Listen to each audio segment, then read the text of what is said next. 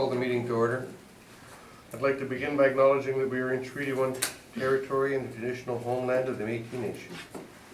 I'll introduce the panel members. Lynn Nesbitt to my left, Ed Sawatsky to my far left. The assessor today will be Jonathan Spazak, and the administrative assistant tonight will be Michelle Nepin, and I'm Marcel Durando. I'll be chairing. We'll be hearing applications for revision of the assessment rule in accordance with the Municipal Act. The matters for which revision is requested have been described in each application, and we will limit discussions to those matters. The statements that applicants or the assessor make at this hearing are sworn testimony. Anyone speaking to the matter must be sworn in. Be advised that comparisons of assessment of properties are not considered evidence of market value by the Board of Revision. The Board of Revision is appointed annually by Council and is independent of it and the City Administration. It makes its decisions on the basis of the evidence provided at this hearing and issues a written order that will be mailed to all parties as soon as possible.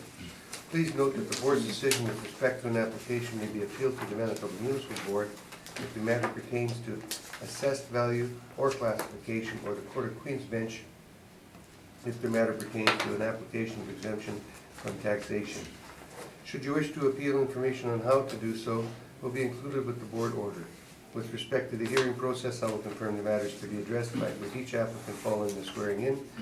We will then have the assessor's testimony followed by the question that the applicant may have, and then the applicant's testimony followed by questions. Each side will have an opportunity to summarize if they wish.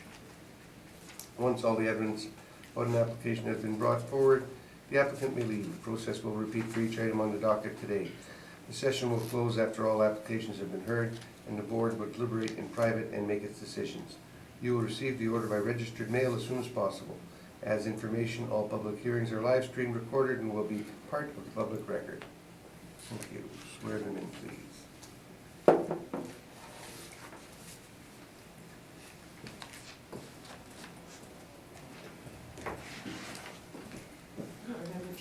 I'll swear. Can you say your full name, please? Jonathan Spacek. Do you swear that the evidence you're about to give at this hearing should be the truth and the truth and nothing but the truth, so help you God? I swear. Can you state your full name, please? Rocky Newfield.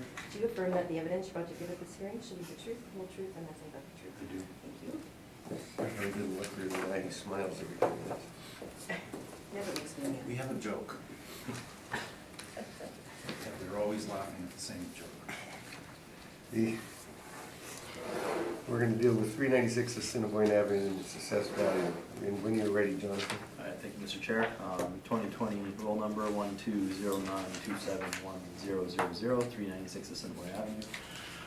The 2020 assessment is $1,648,000. This is a two-story OFS office building built in 1978 on Assiniboine Avenue. It has a gross floor area of 10,000 square feet and a leasable area of 10,000 square feet. It is owner occupied and has 5,000 square feet per floor.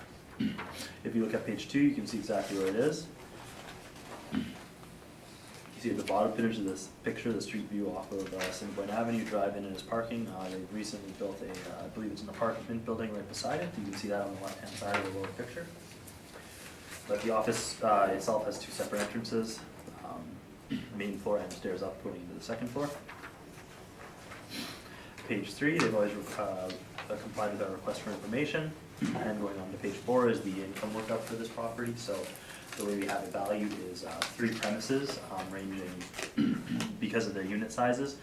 The first premise of 3,400 square feet is the first floor. The second premise of 5,000 square feet is the second floor. And the third premise is a 1,590 square foot unit on the main floor as well. They have a range of rents, but they work out blended to $12.34 across the whole building. We have our standard OFS parameters for this property, 5.5%, raising 2% for expenses, $7 for shortfall, and a capitalization rate that is model driven, as is all these numbers, at 6.7%. That's how you come to that total value of $1,640,000. So on page 5, I just put together some comparables with net rents in the downtown region, as close to the subject property as possible, and a similar. So if you can see down the street, or down over on a street, or my first comparable 155 Court, you got $12.13, and it has a unit size of 4,638 square feet. 387 Broadway is close by on Broadway. It was built in 1936 with an effective year of 1972. It's a two-story brick building. It has 9,100 square feet, and it has a 6-year lease signed in 2013 for $16.92.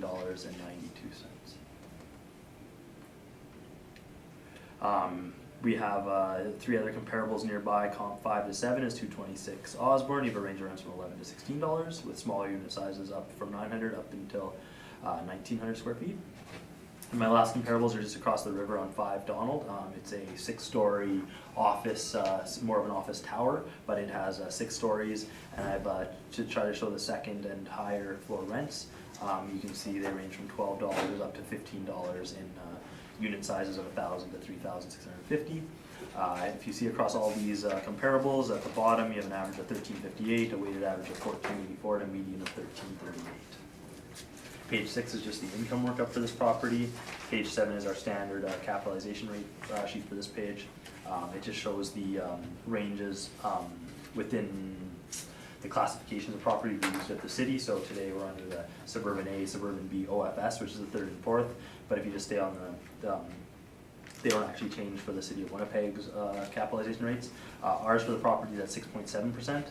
We have total ranges of as low as 5.5 up to 9.05 across all the OFSs in our model for the 2020 cycle. And if you go over to the next column to the right, the city of Winnipeg, 20th and 80th percentile. If you take out those outliers, the really low and the much higher, you get between 6.2 and 7.3 across all our models generated. We're at 6.7 for this one. And then we've just included some third-party ones as well. You can look through to see the ranges. Page 8 is just our municipal board excerpts. Page 9 is I've included the income and expense mailer from the property owner. It is fully owner-occupied. The rental income on there is, I'm assuming, a book rent, and then they fill out their expenses and the total leasable area. And page 10 is just the name of the tenants as well, but it shows how it's owner occupied, 5,000 square feet of floor. And 11 going onward is just my addenda I've included with all of our revisions, so you can look through that, and if you have any questions, please let me know. That's my presentation, thank you. Rock, any questions? Yes. Your workup page, page 4, is this all from the model? Yes. There's no overrides? Pardon me? There, you haven't overridden it anywhere? No. And the mailer, page 9, says it's fully owner occupied? Yes. Why on page 4 do you break it up into 3 units? Just the way the building is set up, there was in the past, I've been in this building in the past, and it's separated, so the main floor is kind of like 2 units that could be leased separately, and then there's a separate entrance to the 3rd floor. That's like the whole floor. So we just have it, when it was originally put in, it was kind of put in for that multi-tenant, but even though as it's a fully occupied single tenant, should not you be looking at just 10,000 square feet comprised of 1st and 2nd floor space? Yeah, you could do 5,000 a floor, for sure. And if you have a larger leasable area, does your model then indicate a different value? I mean, due to economies of scale, the rent might change slightly, yes. And you're calling this an OFS, that stands for Office Suburban? Yes. It is 1 to not 2 suburban, stories. is it? No, I mean, we use it for any 2-story similar office building, but the name is suburban 1 to 2 story office. Do you have an actual study of buildings of its style in the downtown area? No, not specifically. So these come from a blend of suburban, and do you know the difference between the rates with the suburbs versus the downtown office? Not on the top of my head.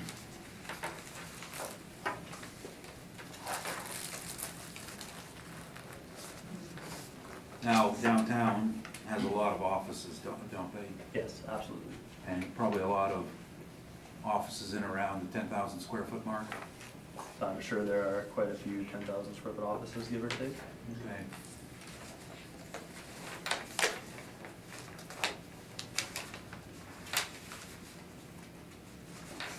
So when the rate of 6.7 was selected, then that on page 7, you're saying that was influenced by OFS. Which line, suburban A or B, or is that somebody else? That's somebody else's.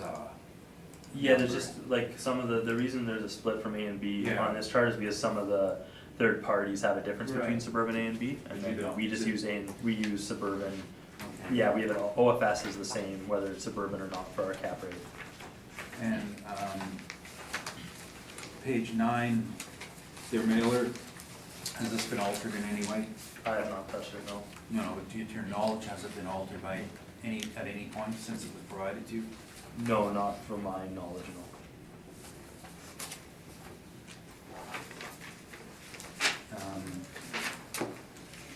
We'll probably spend, in the beginning, just go over the 5% and the cap rates and carry on afterwards as asked and answered, but, Sure. so, you've been through the drill before. Yes. The rates, page 14, is this correct? They're not meant to be comparable to the subject property? No, just added properties that have been looked at by people in our department, sales, and then turned, and then the joining cap rate with it. And page 15, the table there, that is not your workup, is it? That's No. an analysis of something that Altus presented to you? Yes, it was our own analysis on the subject properties for a workup that Altus handed in their in their expense workup. Based on the assumption by the assessor that certain expenses shouldn't be allowed. Yes. And the assessment department, do they follow IAAO standards? Yes. Okay, those are my questions. Lynn? Yeah, did you inspect the property? Pardon me? Did you inspect the property? Not for this appeal, but I've been in it before. Okay, it's got an actual year built, 1978, Yeah. effective year built, 1978? Yeah. Does that mean nothing's been done to this property Yeah, nothing since then? major. It was of the original finish when I went through there years ago. Looks like a pretty modern building Yeah, from your picture. yeah. Okay, and you selected a cap rate, the model, selected the cap rate of 6.7%. Yes. So that's sort of at the low end, and close to the 20th percentile. Yeah. So what factors would contribute to that? So the age of That- the building yeah. is bracketed into an age which would affect the cap rate, Is it all age? and then it's affected by size. So Okay. this building is 10,000 square feet, and you'll see today we have properties lower than 10,000 square feet that have a lower cap rate. A lower cap And rate. then once you get up to a bigger size, it can even affect it more. Mhm. And then we do have location based, but I'm not sure how much it changes with OFS for the cap rate, but again, location is a factor. So 6.7 is, that would suggest this is kind of a lower risk. Yeah, like 5.55 is what we consider the lowest cap rate, and towards the lower end of risk. And then once you get up to that 9.05, you're Yeah. within our model and what we've done for the city assessment, that's when you're getting to that very, the really riskier properties in our eyes. So what did you say the square footage, at a certain break of square feet? Yeah, What did you say those ranges were? I don't know Or did you- offhand what it is, but it's just, all I'm trying to explain is that a 2,000 square foot building is gonna have a lower than a 12, than a 10 or a 15 or, a 25. Once you get up to 50, there's adjustments made based on sizes. Mhm. And there's 2 tenants in this building now? It's Based all on the owner report? occupied, it's just I believe they run different I see. businesses within. I see, okay, but all owners. So why would then, okay. I was just looking at your rents on the first floor, but I see the square footage is different, so that's what's driving the different rents. Yeah, and the second floor is lower than the first floor, so that 5,000 Right. square foot is gonna be naturally lower because it's a walk-up. Right. The second floor is draw a lower rent than the main And floor the rent. second floor can be rented totally separate? You I mean, in need to theory, go I'm- through the I'm- first. Yeah, like from what I've seen, it has a separate entrance, it's its own floor, it could be in the future. Okay, thank you. Ed? Your construction class, fireproof structural steel frame. Yes. Does that make it a more attractive building from a risk perspective? I couldn't tell you that, it's not my specialty, I don't know. It says it's fireproof. Yeah, the construction glass is for the cost, so when we put the building on the roll and for what it is built as a fireproof structural steel frame, I'm not sure if that changes the sale value of it. Thank you. But construction class would be a C class, wouldn't it? What do you mean? Well, you got A, B, and C? You No, don't- that's like like the classification of the building, like a class A building. Construction class is like masonry, wood, or, you know, what is the actual building built of? What's the class on this building? This is an OFS. A, a B, a C and an S, OFS. OFS. OFC, we have one OFC today. That's, you know, the OFA is the highest quality portage in Maine. OFB, 100,000 plus square feet most often, lots of amenities. OFC, you know, 3 stories plus most often. And then OFS is usually 1 to 2 stories. So the OFCs would have a higher cap rate than the OF. Yeah. OFCs would have a higher cap rate most often than an OFB. So that You letter can look on our A, chart here, we don't have OFC. No, you don't have them on there, that's, No, so that letter A in front of fireproof doesn't mean anything? no, A fireproof, I'm sure there's B wood, C masonry, something like that. It's just for the cost, like how it was built. It has nothing to do with, for us, deriving income, it's just what it's built of. so the, you don't have a C, No, but there's no your studies. highest on a B would be 7.3. The Bs Yeah. is all 6.75, every B is 6.75. 6.75. Yes, that was all cycle OFBs are this assessment, all Bs are at 6.75. How come this one's at 6.7 if it's a C? It's not, this is an OFS. This is a suburban office, a 1 to 2 story Well, building. that's right, you're doing suburban on it. Pardon? You're going suburban on it. Yeah, this one's always been an OFS, a 2 story office. Most of ours today are all OFS. There's one that's an OFC today. Okay, I've got no further questions. On with your presentation, Mr. Felton. Let's start with the standard rebuttal. Got lots of extra copies for you. Well, yeah. So if you have a, I think you should have enough.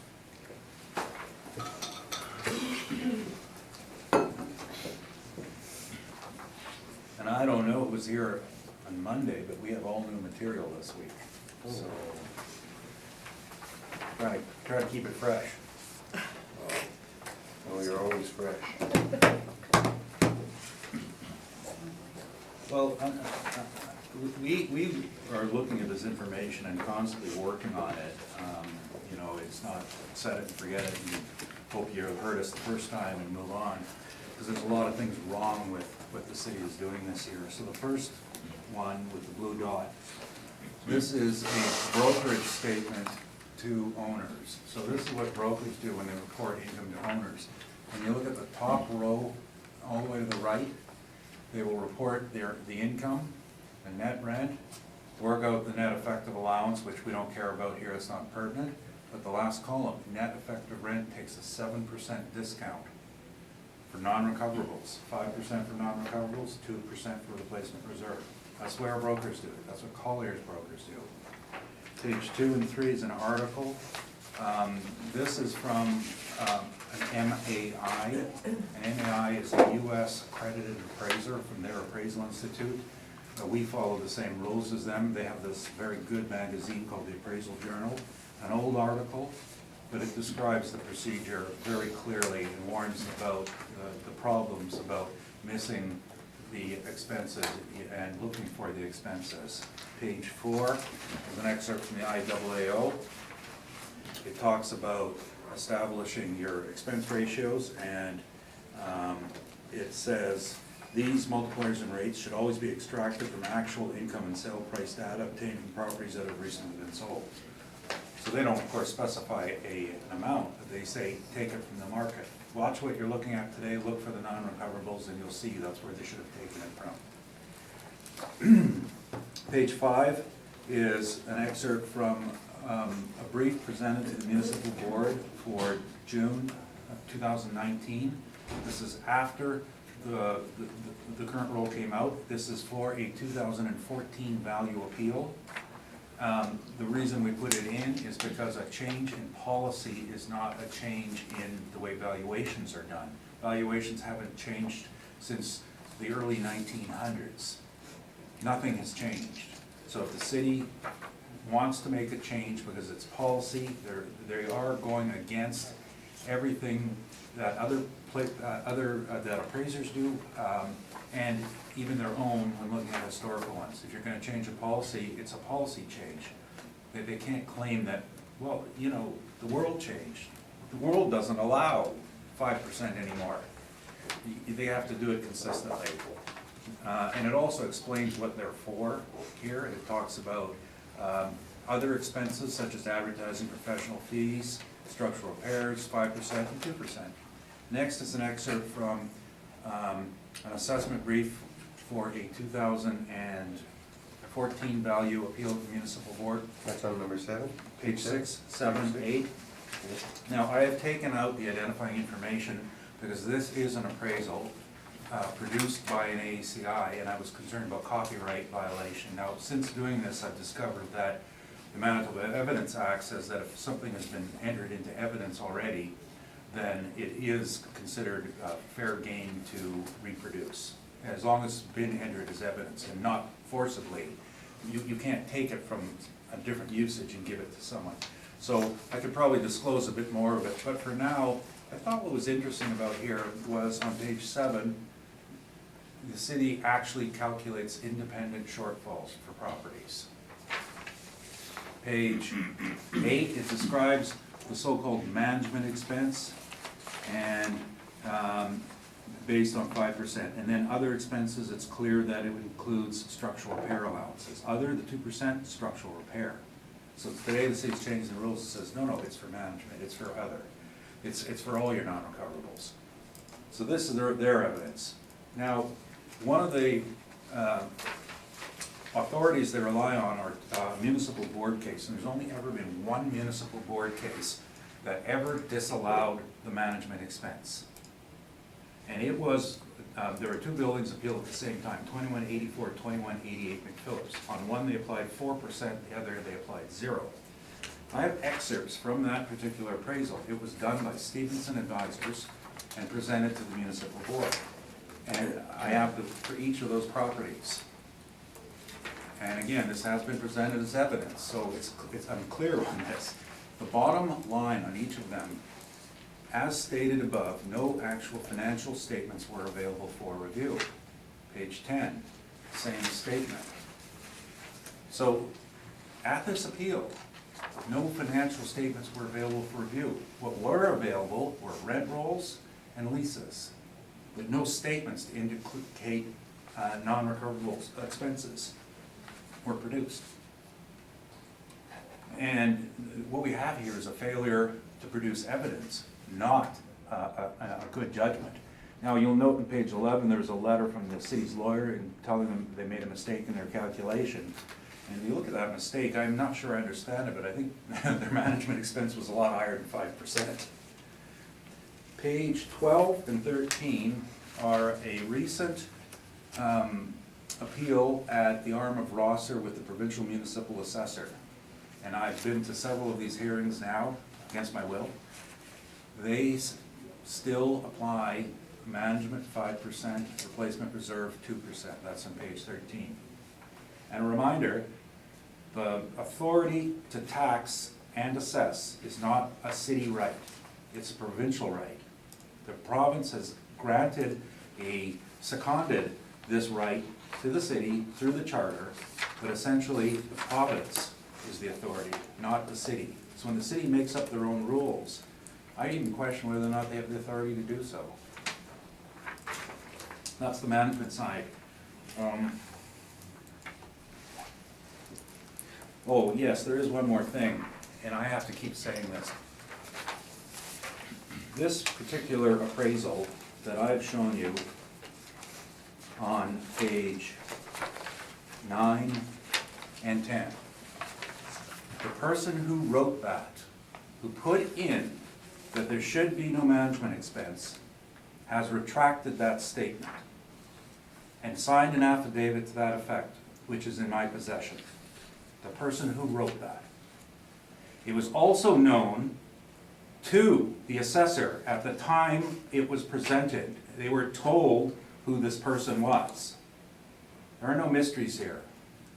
Now what has happened since then is that it is my opinion, belief, understanding that our city assessor has filed a complaint against me with the Appraisal Institute for knowingly lying under oath by telling them that I possess an affidavit by the person who wrote this. I'm gonna keep saying it as long as I can. I have an affidavit from the person who wrote this. They have retracted this. They did not have adequate information to prepare this. They even stated it right in the appraisal. Did not have statements. So that's the third time. They can file 3 more complaints on me.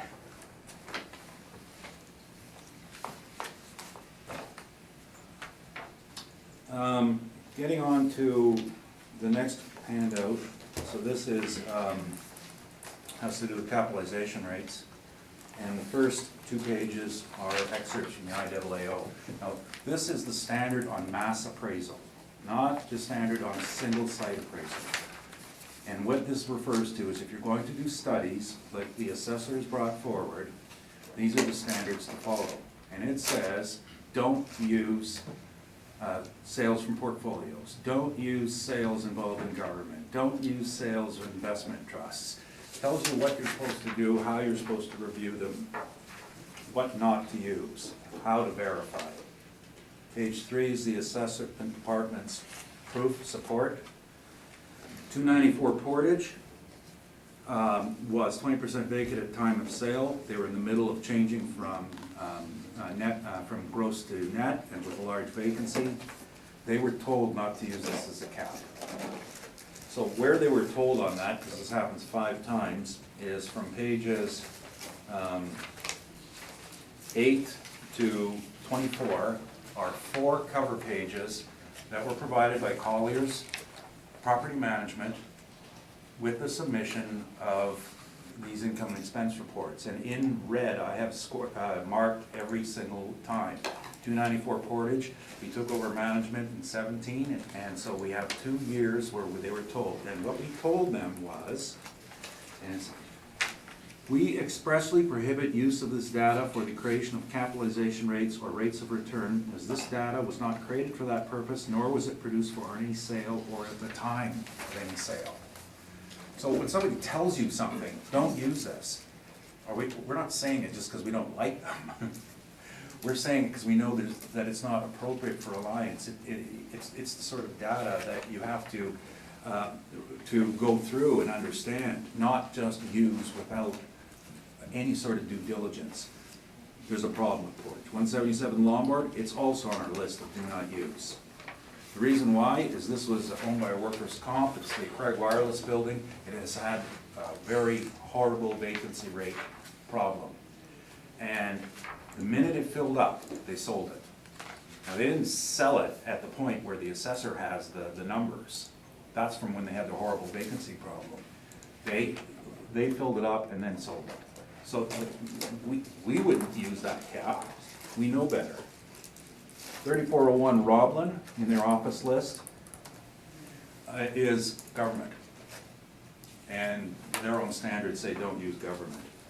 A couple others, I know they're not office, but I just point them out. 3166 Portage, 3670 Roblin are in our workup that says do not use these. And we know why. It's a portfolio sale for one. We knew it wasn't even based on this in-place income. Won't deal. We'll forget about the residential today. Thank you so much. Going down to the other income-producing property, 90 Park Lane was an end user purchase, and top of page 4 is an excerpt from their statement. They were going through bringing 2 successful businesses under the same umbrella in 2017, Speyside Equity and Shanahan's Limited Partnership. We all know it was an end user purchase. 225 Watt at the bottom of the page. They say it's a cap rate sale. Here's before and after pictures. Before picture, it's got this for sale sign on, Cushman and Wakefield, New Heights Industries, not industrial. Which page are you on? Page 4. Okay. Consulting, not industrial. After the sale, page 5, no more signs. It's not a cap rate sale if the tenant doesn't stay around. They're gone. It's not an investment sale. Lastly, 1100 Waverly. This was vacated by Manitoba Hydro and filled up over about a 6-year period. The leases come to fruition about 10 years from now, because that's the way they were styled. There's a ton of TIs in it. It wasn't sold until it was filled up, so their mailers come from the wrong period regardless. We told them, don't use this for a cap rate sale, but better yet, it's not industrial. The tenants, and this is off their own current website, Crystal Bay Restaurant, Power Engineering Office, Video King Gaming, it's laser tag, Manitoba Liquor Control Commission, Minor Hockey Association, Stella's Catering, Undefeated X-Fit, and there's pictures of them on page 6 that shows the laser tag place. There's Pulford Community Living Services, the city of Winnipeg has a facility there. It's a distribution facility for their garbage bins. These are all wrong. The model's wrong. Now, page 7, the last thing I'll bring you, this is from an excerpt from the Canadian Prison Institute Standards on Definition of Market Value. And this is only presented because it has 3 different definitions of market value, and these are the 3 most common definitions, and the Appraisal Institute is just repeating them all. First one comes from our textbooks, and then there's a second one from the textbooks, and then there's one from International Valuation Standards. What we should be paying a lot of attention to are these things is what is market value, and the one that we see very much too often, the price represents the normal consideration for the property sold unaffected by special or creative financing or sales concessions granted by anyone associated with the sale. Those are my rebuttal. Questions, Jonathan? You know what, I'm just gonna read a couple things here, but you Yeah. can you start asking questions if you'd like? I probably won't have many. We'll let you go first. Okay, thank you. You take your time.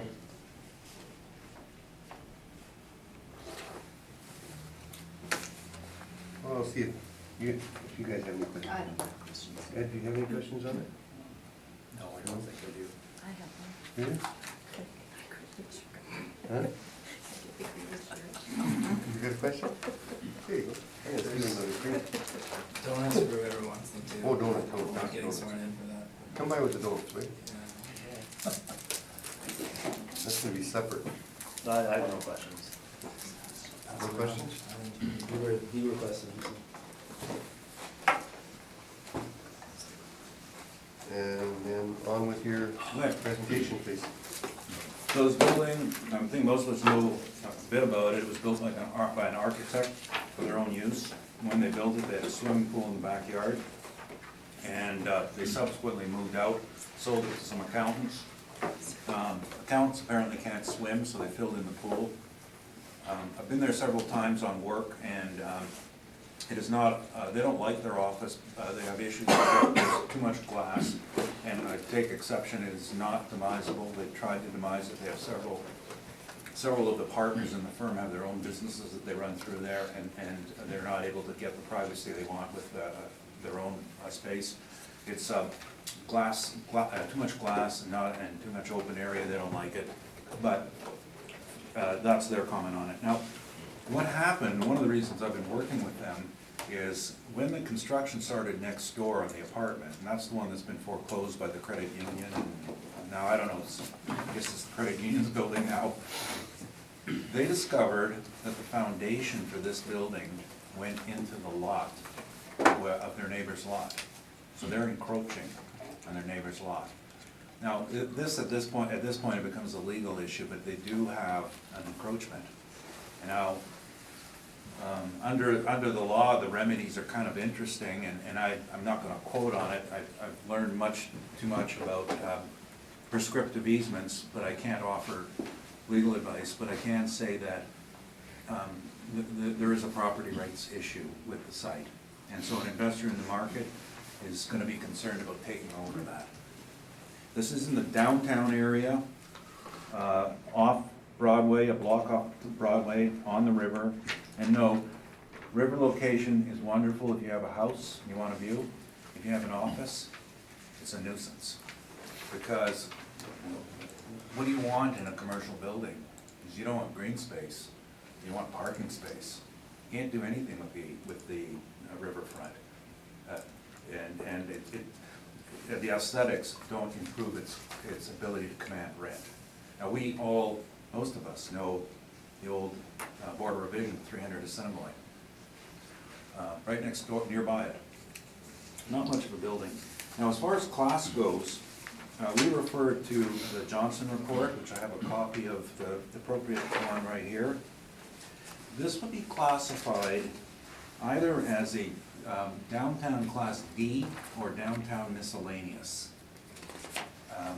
And the definite, there's A, B, C, D, and miscellaneous. And generally the miscellaneous refers to loft conversions, so it probably goes slightly closer to D. Small sized,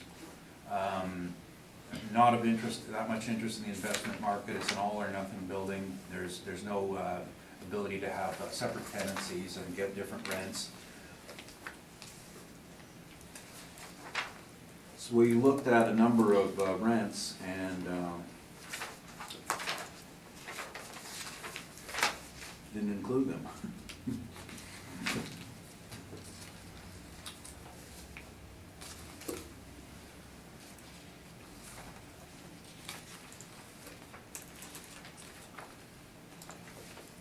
Well, our rent table isn't included. There are some rents in the. Page 3, what's that? Yes, well, there's none in the downtown area. There's a few, but they're a miscellaneous class. I don't see the ones I would like to have seen in there. We had a couple from Broadway nearby. Let me just check one thing to see if I got them in another way. On page 5, these are asking rates, and midway down there's the Class C, and there's a couple of Broadway buildings. I was looking at 305 and 310 Broadway, or a block away, $12 and $13.50. Those are the asking rates. We know that 305 Broadway's actual rate for 10,000 feet is $10.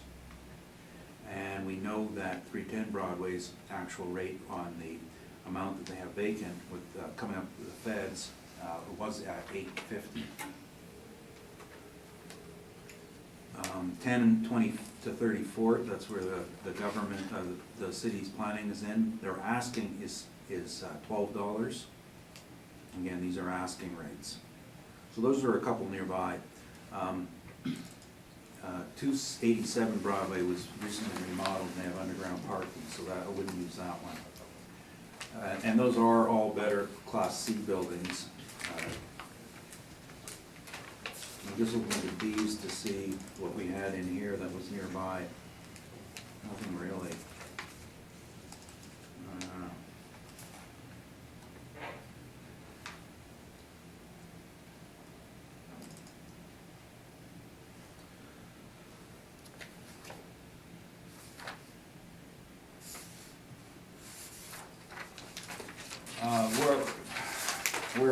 We're shy in that respect. I did show you those ones, but I'm comfortable with the rate of $10.50 on that property.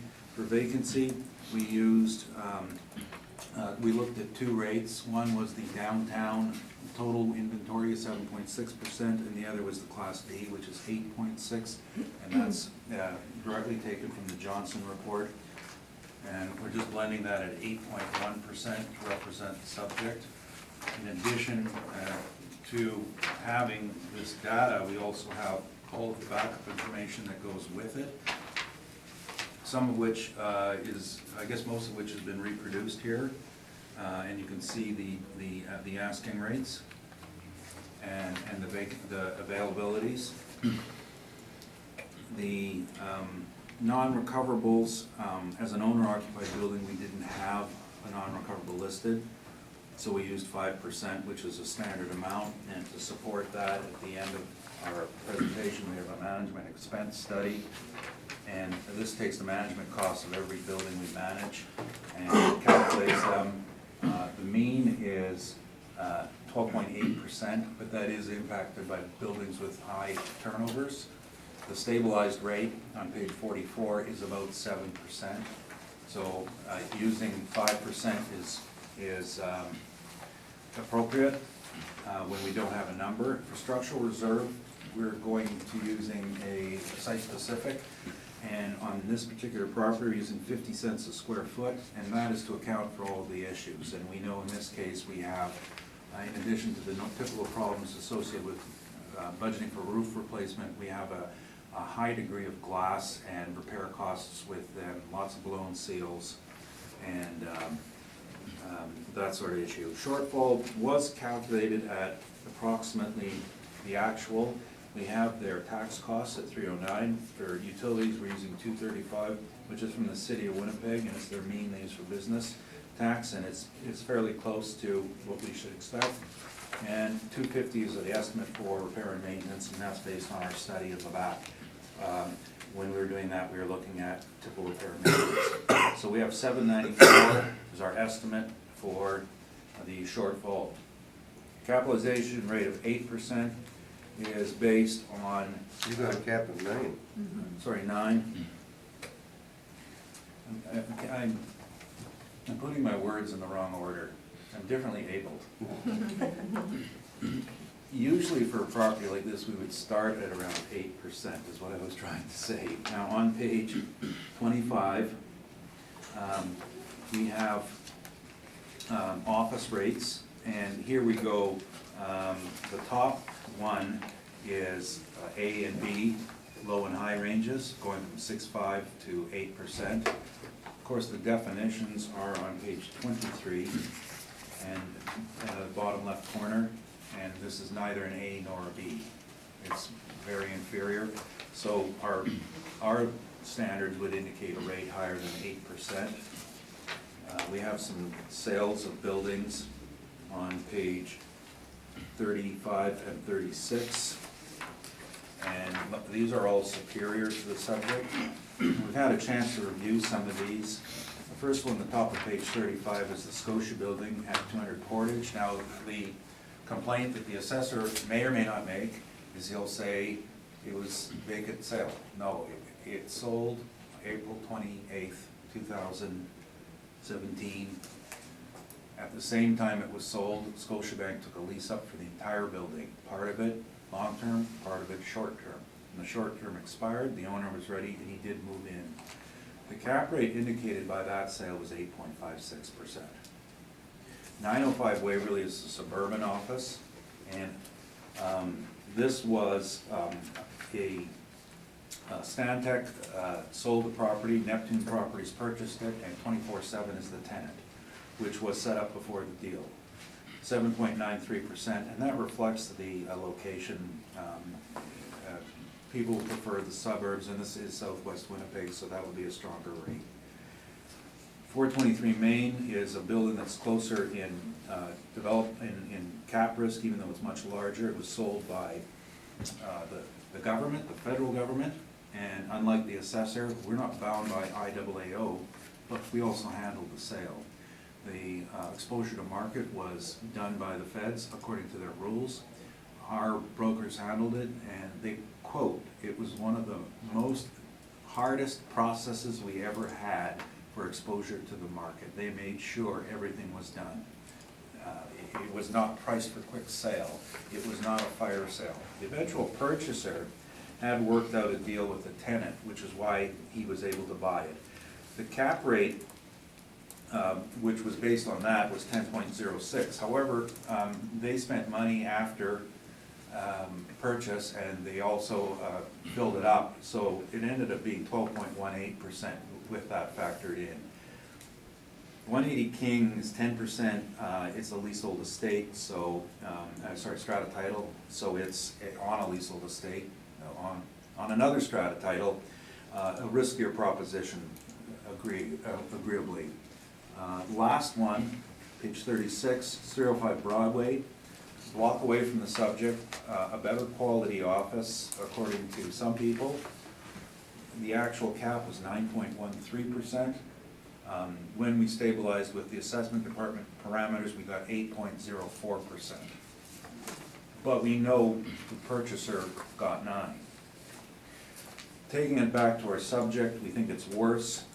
It's located on a one-way street now with worse access, so it's less accessible. River's bad, not good. It's got the encroachment claim against it, and it was designed for an architect for their use, and they thought it was lovely at the time, but in the investment market, this is a negative factor. That's my presentation. Donovan, questions? Just a couple quick ones, thank you. For your vacancy and rent, if you turn to the Johnson report on page, so on page 4, you're saying it's either a Class D or a miscellaneous? Yeah, I think that's sort of like, what do they call it, the dealer's choice? I can support going either way. Okay. If you look at Class D, the rentable, like if we're looking at Class Ds downtown, commonly, you know, there's a few in the Exchange, they're much larger buildings, right? So the bottom left of page 5. Right. The areas range from, on this list, from 25,000 up to 186,000, correct? For size, yeah. Yeah, and so when we look at downtown Miska on the next page, page 6, you look, the range of sizes in this, the second one itself is 396 Assiniboine, correct? Oh, thank you very much. Yeah, so if you look at 396 Assiniboine, 10,000 square feet, $11 net rent, it's showing the CAM, so it's determining this. How does the Johnson report determine the? Oh, okay, this is an owner-occupied building, Yes. so Wayne Johnson goes and does a survey, Yep. and he gets his information from various sources. So, the people we deal with, we know that they own the building, and I guess if They determine market rent, or? someone said, what do you think market Yeah, rent is, for they sure. would have said, they would have said $11. So $11, right between Asking. $10.50 and $12.50, right? It's give or take, it's in range with what we're saying today. It's between $10.50 and $11.50, yeah. Yeah, $11.50, sorry, but it's in range of Yeah, our. but remember, that's an asking. Yeah, absolutely, I get that, I for sure. understand. And then if we look at the sizes of these downtown miscellaneous buildings, right, they range from 5,000 to 32, maybe, you know, there's a large there at 374 Donnelly, but these are all downtown Yeah. miscellaneous buildings. Yeah. And if you actually look at the vacancy of these, there's only 1, 2, 3, 4, 5 of them that have vacancy issues that aren't owner occupied, correct? Yeah, but the actual number on that downtown vacancy is miscellaneous is, 10.9, right? you are correct, 10.9. Yeah, so but all I'm trying to say here is you would agree that it's getting that 10.9 from a very few. Oh, buildings, yeah, right? yeah. So that's from, No, see, and that, you got a point, and that's another reason we wanna use a larger sample size, is, now, one thing, I think sometimes we clip our downtown miscellaneous, figures, so, yes, we have. They missed a page. There's, another page here. And so there are, 77 buildings, 1.5 million in square foot. Where are you looking? It's not, it's here. It's missing. okay, Yeah. that's my questions about that. Yeah, no, but I think I agree with you, you need a larger sample size. 8, 25, 10, 11, gross, 11, 995, gross, 950, gross, 10, 1025, 1050, gross, 959, and I'm just reading them off from the second page. And we're in there with, pretty strongly at 1050. Okay, so you're using 8.1% vacancy, and the downtown, you have it, the mean between the downtown, and where's that one from? The downtown? That's the center? overall vacancy, that's all the. Downtown overall, okay, and so you're taking the average between those two? Just, And that's- yeah, just right, Okay. because in case you're right, in case we get stuck with a sampling anomaly, too small. The really small ones, for example, are medical, 7 buildings. You can't really develop a cap from that. And Class D is small. 17 records, government small, 14 records. The largest is, A is small, only 7 records, but the largest is miscellaneous. Okay, thank you. That's all my questions. Ed? On the encroachment issue, is there a real solution, or is it just a matter of legally recognizing it on the other property? I'm going to answer non-specifically to this site. When something like this is discovered, it's a civil issue. And in common law, established in Britain, back when they used to herd sheep through your field, there was something called prescriptive easement. So if you've been there for 20 years doing it, and no one's complained about it, you keep it. I can't comment on this site, they've been there for 40 years, the building. But it seems like the kind of thing that. But I go to court as an expert witness on prescriptive easement claims. And I think that the issue is, it's not codified in law. It's something that has to go through, be established by a case by case. When it happened, the owner ended up declaring bankruptcy on that development, and so nothing ever proceeded. So it's known.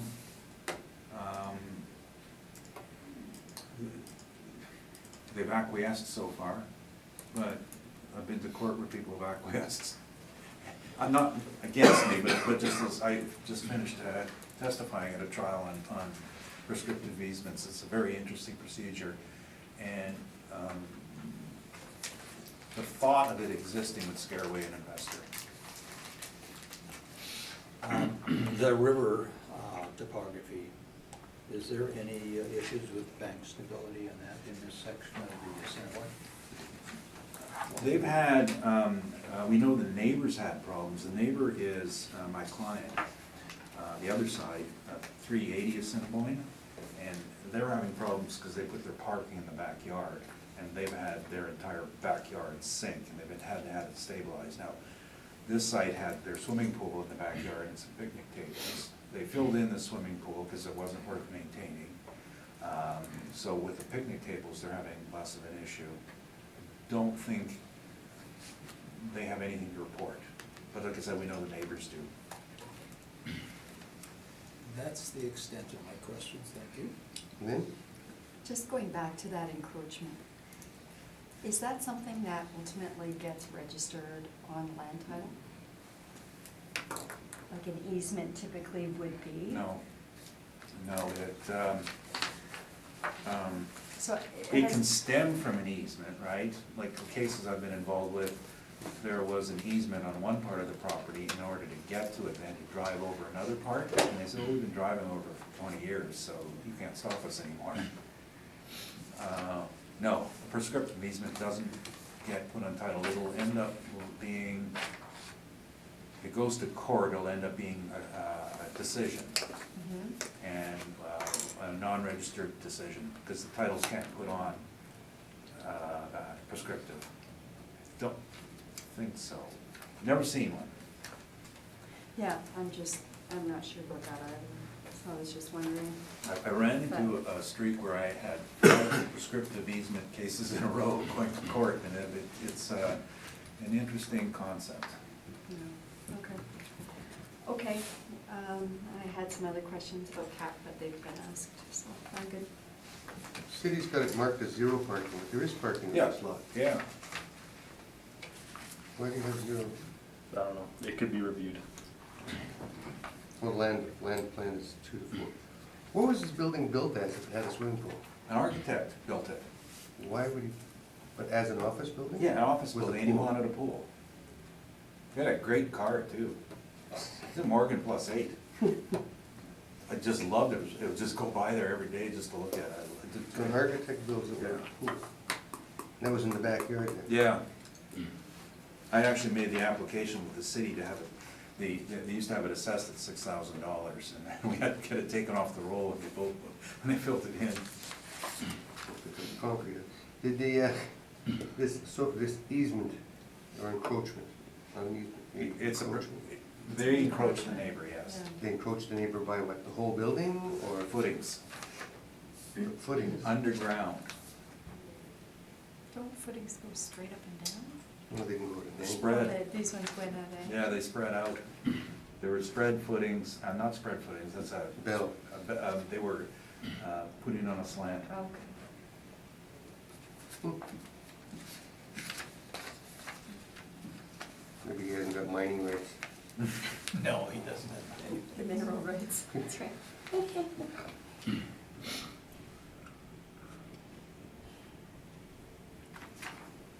Yeah, so there is good parking. You've got 1, 2, 3,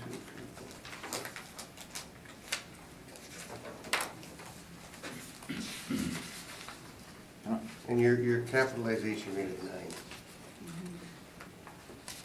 9. Right. Like I said, normally this would be about 8. With that claim, we felt higher. Is it an actual claim? Has it gone to court? Is it- It was an actual claim, but the claimant went bankrupt.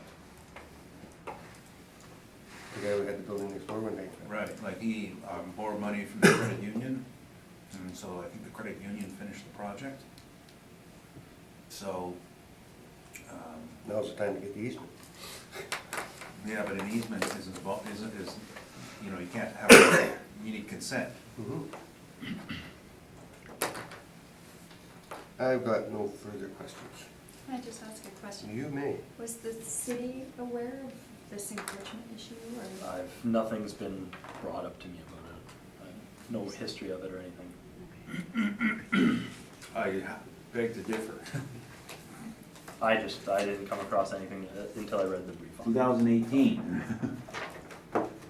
2014, 2016.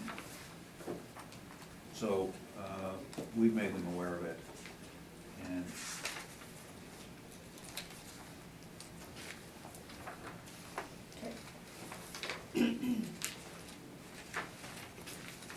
oh, sorry, and a letter. I only have a single copy of this.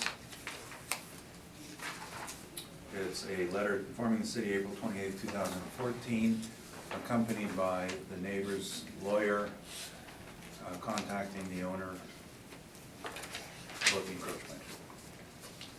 So I only have one copy, but if you want to see it, if you want to see Do it. you want to see it? No, I'm fine. It's all good. I believe you. I'm not disagreeing. You read it into the, Okay. you read it into the record, the letter's there. Any, I think we're all done. We're done. We're done. Let's move on to the next one.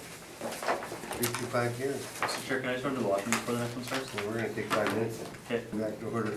We'll be dealing with 325 Gary. When you're ready, John. Thank you, Mr. Chair. We're looking at roll number 13052178000, 325 Gary. This is 1 block north of Portage. I've included pictures on page 2. You can see exactly where it is. The roll number, the 2020 assessment is $610,000. We have a 3-story building, actually built in 1988.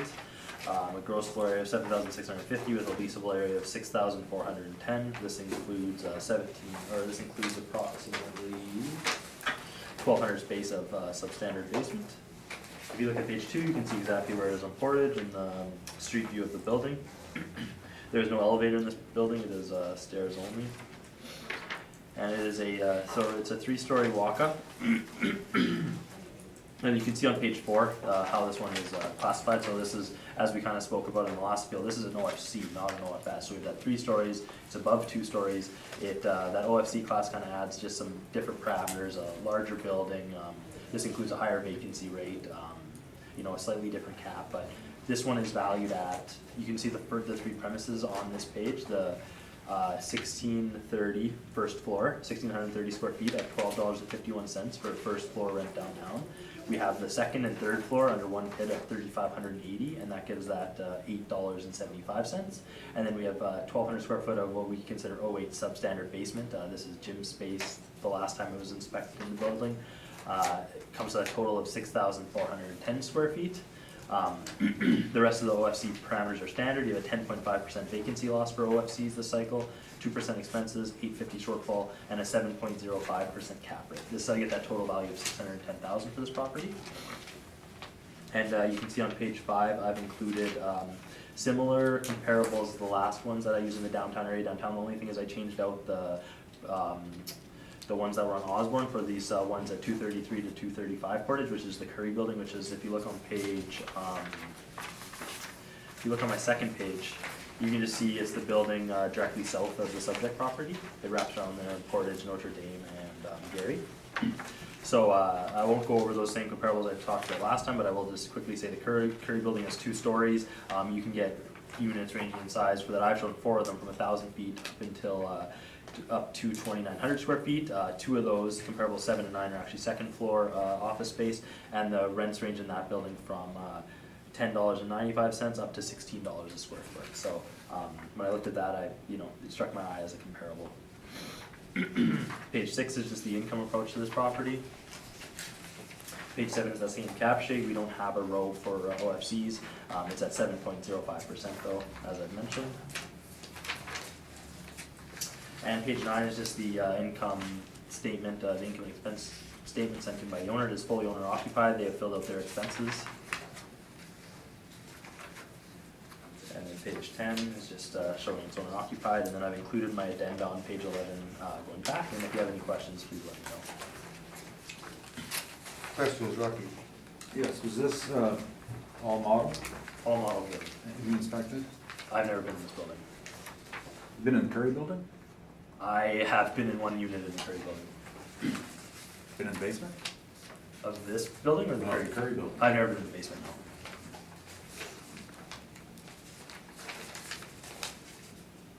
And you said C? OFC, yeah, it's an OFC. OFC, and what does C mean?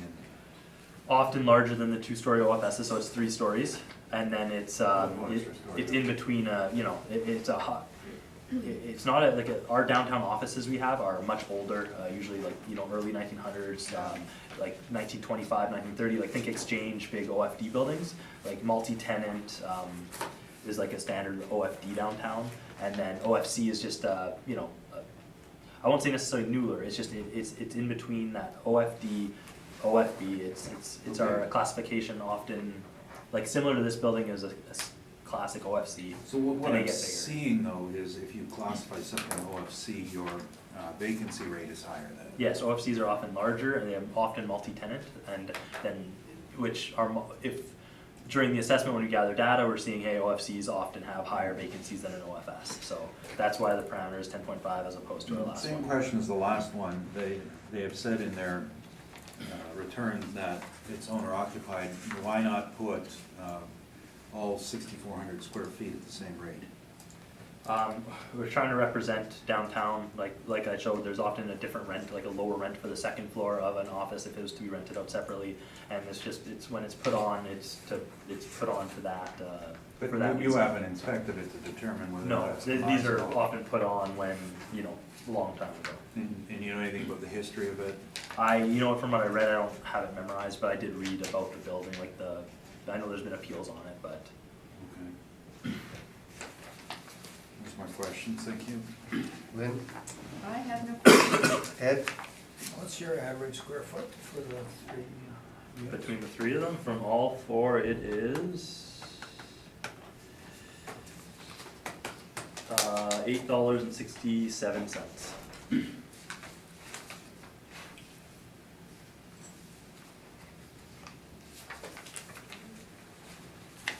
I see there was a sale back in 2006 Yes, for $530,000. Any comments on that? that's the one that was registered on land titles for that sale when this current owner bought it, but I have, there was no sales questionnaire for me to investigate any details of the sale.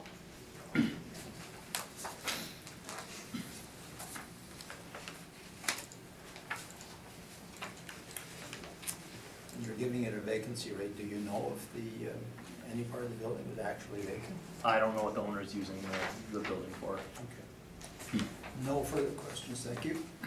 As soon as I see substandard basement, I sort of question that. Yep. Why do we put a value on a substandard basement In our when they department. can't really be used for anything? Yeah, in our department's eyes, there's leasable basement we have, right? Then we have substandard basement, which is basement space that we believe there's value, but it's not necessarily finished to be leasable. We believe that space in the basement does add value to the building, and that's what our model does. So there's definitely, there's an argument to be made that the basement's a throw-in for the building, it's The different per boilers. building.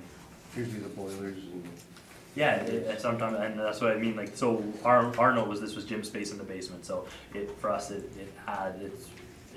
there's some value for that building. We believe $3.21 is, the value of that building, of the basement. On with your presentation. Yeah, we have a small difference in the area of the building. I have to tell you, I have to trust my numbers. The owner is the principal of Barnes and Duncan Surveyors, and that's the number he gave me, 6333. And imagine it's probably a treatment of the entranceway and the amount that's usable in the basement. It's a very small difference. So when Barnes and Duncan had an office on Fort that they were outgrowing, they bought this one. It's just right across Portage Avenue from it for overflow. Since that time, they've they put in a different one of their businesses in there, and they were trying to rent part of the space. The problems with renting it is obviously absolutely no parking, no control over parking, and the building itself wasn't that great. The first floor is fine, the second floor is so-so, the third floor is low ceilinged and been chronically unusable. I think they have a lounge up there that they put for their workers right now. The last time I was in there. It was built by Marvel Beauty Supplies as their own site, and there is a dumbwaiter in there for their product, but not a man elevator. And the basement was set up as originally at that time as I think there was like a small kitchenette down there, not rentable space. It's not demisable. It's each there is a stairwell, and each floor runs off the stairwell, but it's not a demisable building. So we deal with it on the basis of the vacancy. We call it 27% vacant, which is basically the third floor being unusable. And even when Marvel had it, it was just used for storage. Because you have to walk up, and we're lazy, and it has a low ceiling. The rent we've applied is the same as before at $10.50, and I'll quote the same rents from before. They're all located. We don't have our rent table in here that we should, but we do have the information on page 5 and 6 from different asking rates in the city that supports the $10.50. The lower rate being for the second, third, and basement is more what you would see in a loft building, and we do have loft rents on page 3 that support that rate. The basement, hard to say if I consider it rentable or not, but rather than get into an argument, we could say that there's a nominal value for it. And we did provide some basement rents on page 4. Those are all in the suburbs though, but basements can generate supporting rents in certain situations. Vacancy, this is misclassified here. This is a class miscellaneous building under the Johnson report. I'm just looking at the missing page that we didn't give to you. So that rate would be 10.9% rather than 8.6. We are using 14.4, which what we did is we look at actuals and markets and try to come up with a good blended rate. It's been vacant, and it's not by the owners necessarily by his choice. It's just that it's just an unusable building, and difficulty to find a tenant. He has been through several cycles of trying to rent it and then using it for his own purposes. Even using it for his own purposes, it's half empty. The structural reserve is on the low side, very low, even though we're using 50 cents a foot, because there's no elevator.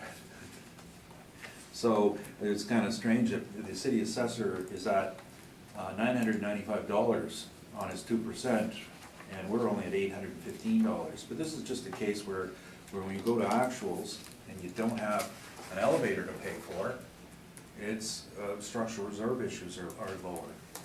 The non-recoverables are again an estimate based on what the market should bear. Capitalization rate, we're using 9%. It's another D building, miscellaneous, which is lower than D, and a very low interest in the investment market.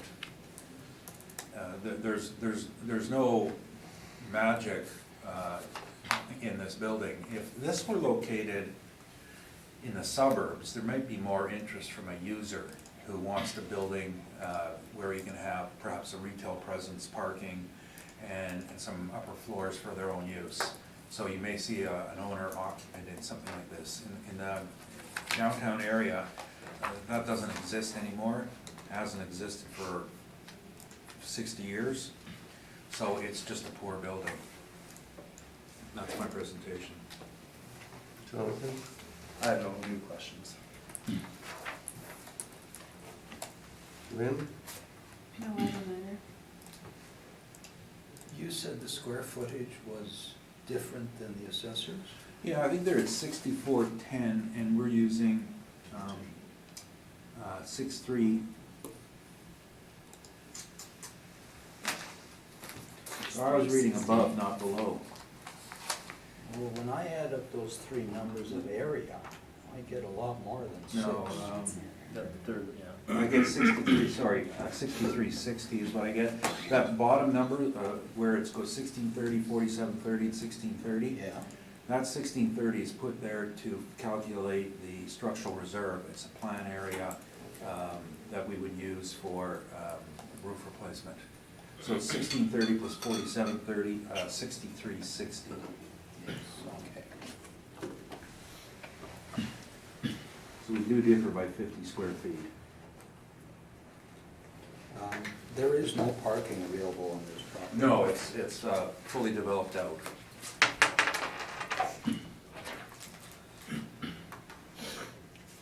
You say the configuration is irregular?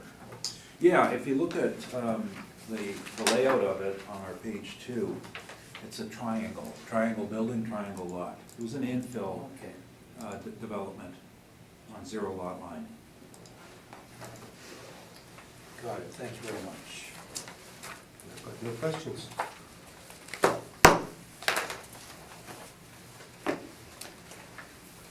That was quicker. Next property will be 1749 Portage Avenue.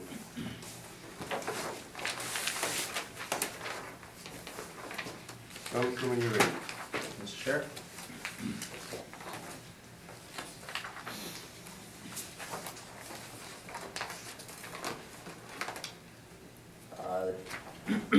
Roll number is 07000210-100, 1749 Portage.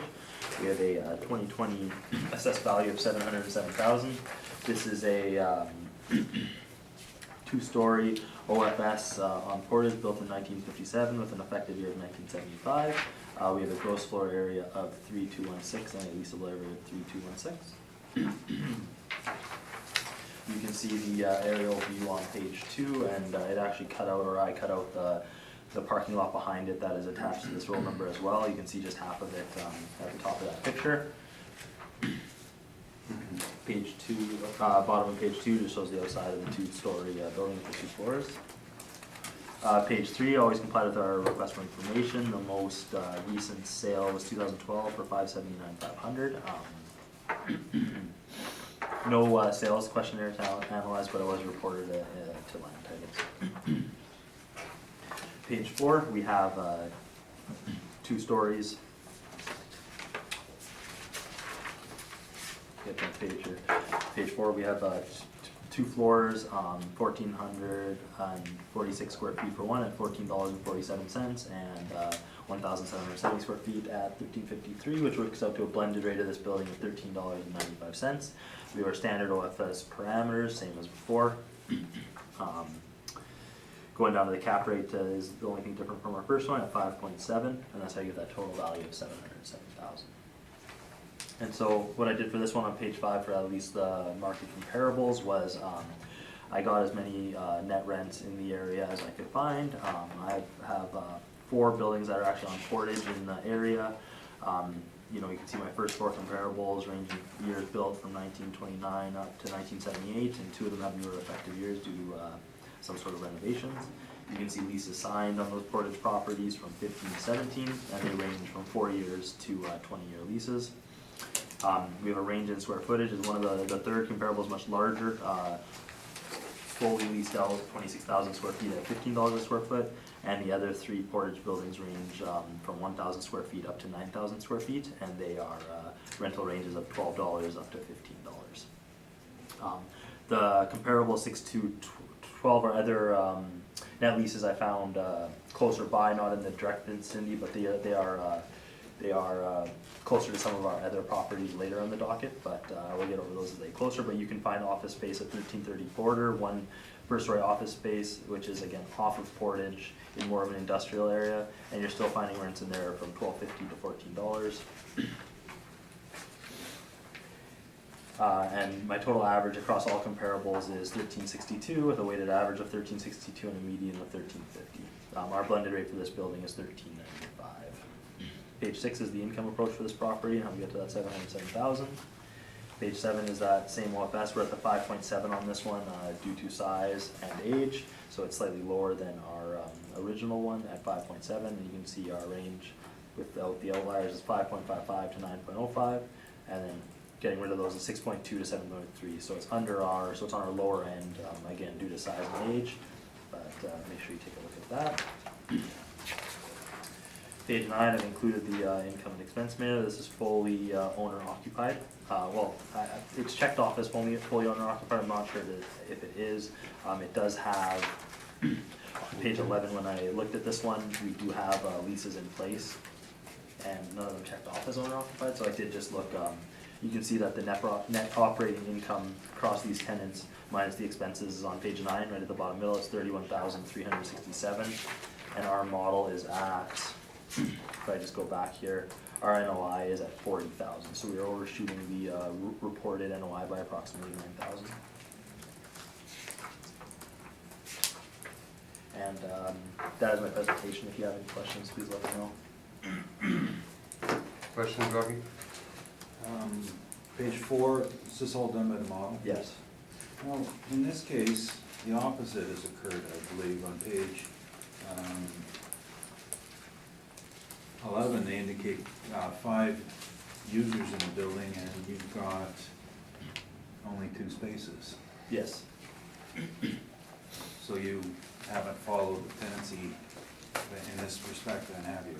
Yeah, it hasn't been updated to the actual tenancies in place, and I believe that or one of them is storage, which I'm not sure where it is. Sure. And the rate, this is OFS, so, Yes. So there's your OFS range is 6.2 to 7.3 between the 20th and 80th percentile. Yes.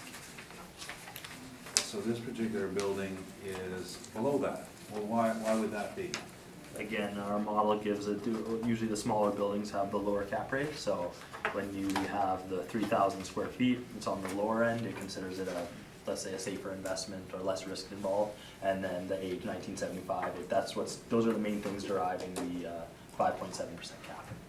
But the factors that go in the establishment of the capitalization rate, are any of them have to do with risk at all? Aren't they just all age and location and size? I'm just explaining from my understanding Yeah. how the cap is given this one. Well, like, for example, the risk that this property has, the parking that's a part of it is zoned R1M, correct? It's zoned R1, correct? So what would I happen? believe the parking lot is zoned res and then the building's zoned commercial. Correct. And that parking lot is separated by a back lane. Yes. And are you aware that city planning is closing these these apartment sites down? I did not know if this one's getting closed down or not. Well, they have Portage Avenue is one of their targets, Provencher is one of their targets. Yep. And anything that's behind the back lane, Is they're, They would prefer development on it, or what's they the? would prefer yes. single-family residential on it. So an investor would have to consider that in his risk. Absolutely. He's going to lose his Again. parking. Absolutely, model doesn't take that into account. Okay, thank you. That's my questions. Lynn? Have you inspected the property? I've never been in this building. Does your notes say anything about the improvements made to this property, given I that didn't the have- effective years? Yeah, I looked back and I wasn't sure what renovation took place that did that 57. The permits I saw didn't, it was before Mhm. that I could see. Okay. So you don't have any information on No. that? And there is a sale, right, in 2012? There was a sale reported with land titles, yes. The owner bought it 2012 for $579. So the existing owner bought this? The current owner bought it, Current yeah. owner, yeah. Okay, let's see what else did I have? Oh, yes, you commented that the NOI on this income and expense, that's the income and expense mailer, Yes. right? Is lower than your NOI. Did you then use this to take a look back at the model and decided no further adjustments were necessary, or?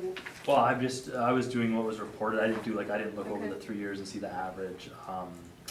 With the time I had, I'm just pointing out that what they're reporting this year, we're on the high end of the reported NOI, but that's all, Okay. that's as far as I went. Okay, thank you. Ed, No questions, thank you. so this building is on Portage. The back lot is on King Edward then? King Edward Street? Yeah, It looks like it. Mhm. so the back lot, was that purchased as one unit? You know what? I'm not sure. Because you got them under one tax roll, Yeah, we have it as one economic unit, so they must have been purchased as one unit. for sure, it could have been, absolutely. Isn't that important in figuring out the valuation of? Oh, well, again, I was just, that was the most recent sale. I'm not trying to put a ton of weight on it from 2012. I'm just pointing it out. I didn't investigate if the sale involved the parking lot or not. I didn't even notice that it had the parking lot until I was looking it over before the hearing.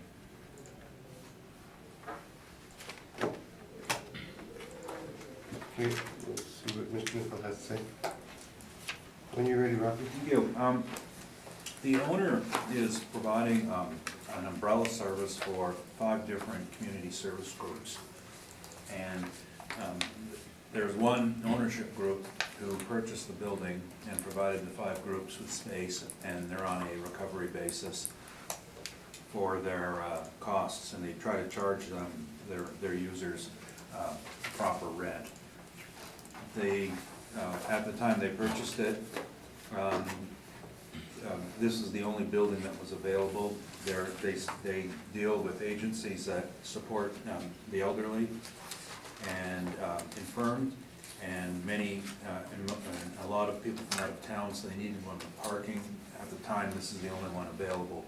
So there was undue pressure in acquiring a building, so we're not relying on a sale. And it has been some time since that occurred, and on page 11 of the assessor's brief, as you can see, the users are listed. There's the architectural company, Miss Texture, which is not part of the charitable groups anymore. Creative Resolution, the Winnipeg Metropolitan Region, South Basin, and St. James Biz. So that's business in there too. Some of these units are shared spaces too. So it's a small little office. The NOI, in my opinion, is fairly reasonable, considering what the property earns. So we're just gonna change our report to reflect the actual NOI of 31,367. And what that does is it reflects most all of the costs. It does not show the vacancy on it. The vacancy for this building would be based on suburban miscellaneous office, which is suburban miscellaneous 7.6%. Oh, so that's the 18 number, sorry.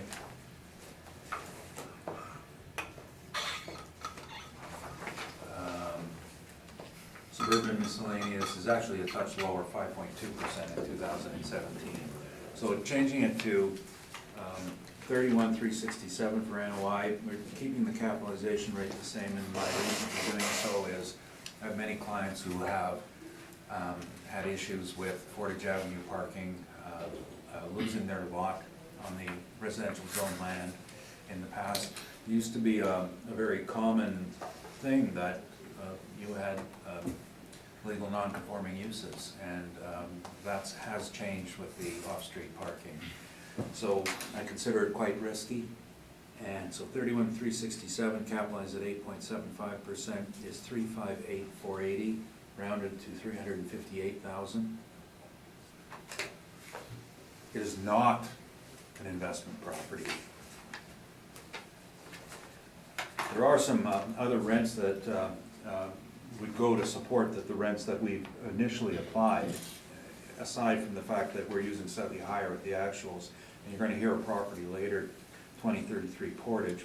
We reported it on page 4 of ours, where they have one owner space in there, and then they have first and second floor spaces. And those are actual achieved rates, and they're blended at $6. Again, non-investment style properties in Portage Avenue. Last year's assessment is under appeal. I think it's one of the stupidest decisions I got all year last year. I couldn't believe it. Since none of you sat on it, I can say it. I couldn't believe this is like a cap rate of 5.75%. And like, do you know what a cap rate is? That's ridiculous. It's just a small building, and thank you very much. That's my presentation. Do you have any questions, Jonathan? I have no new questions. Lynn? No question. Ed? Can you tell me what it was that you were appealing? Yeah, well, last year, when we brought it in, we had prepared a very similar presentation, and we were looking for 375,000 with we adjusted the NOI to 30,000 and a cap rate of 8.75%, and the city had an NOI of 34,000, not much difference, and a cap rate of 5.5%, which the board, perfectly demonstrating the Peter principle, changed to 5.75%. Thank you. Sorry, I just can't have these evening hearings. They just say things a little too loose, like, I have Tourette's, that's it. Blame it on that. Yeah. Excuse me. No further questions. No, I'm working on it. I'm almost there. I'm there.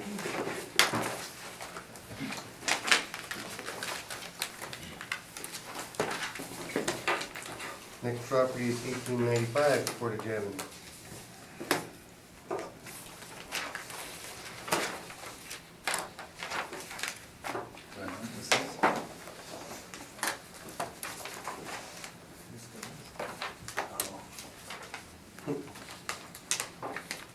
Oh, yeah, okay. That's your thinking. Thank you, Mr. Chair. 1895 Portage. Okay.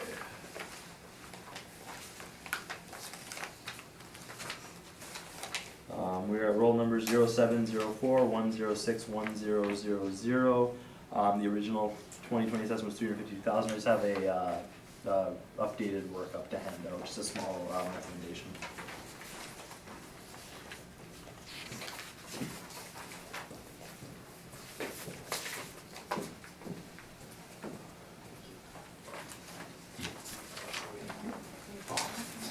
We're close.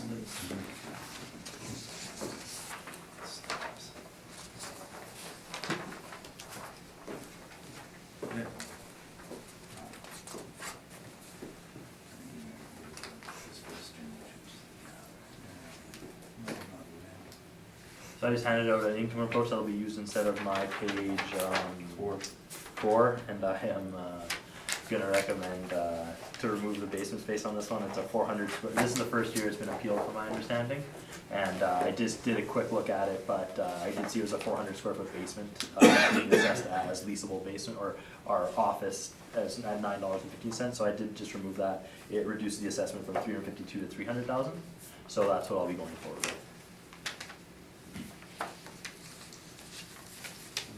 The rest of the information on down, or that's it? Yeah, I know, I'll present that. just- Okay, go ahead and present. Okay. This Are is you- a. oh, would you take that 300? No, I'm gonna agree with parts of it. Again, so we have a smaller one-story office building located at 1895 Portage Avenue. You can see on page 2 exactly where it is. You can see the size of it. It has a, it was built in 1937 and the effective year of 1943. I believe the basement was added after that. That updated 1965 was for that 400 square foot basement space, which I'm removing going forward. So we have a total leasable area of 1,550 square feet for this property. If you turn to page 5, just to see the rest of the standard parameters, following that OFS. Standard parameters in this one, due to the age, it's increasing that capitalization rate to 6.2% from my understanding. I'm sticking with that 6.2% cap rate, and again, I have no new comparables, so I'm just passing forward the same exact Portage comparables I used last time on page 5.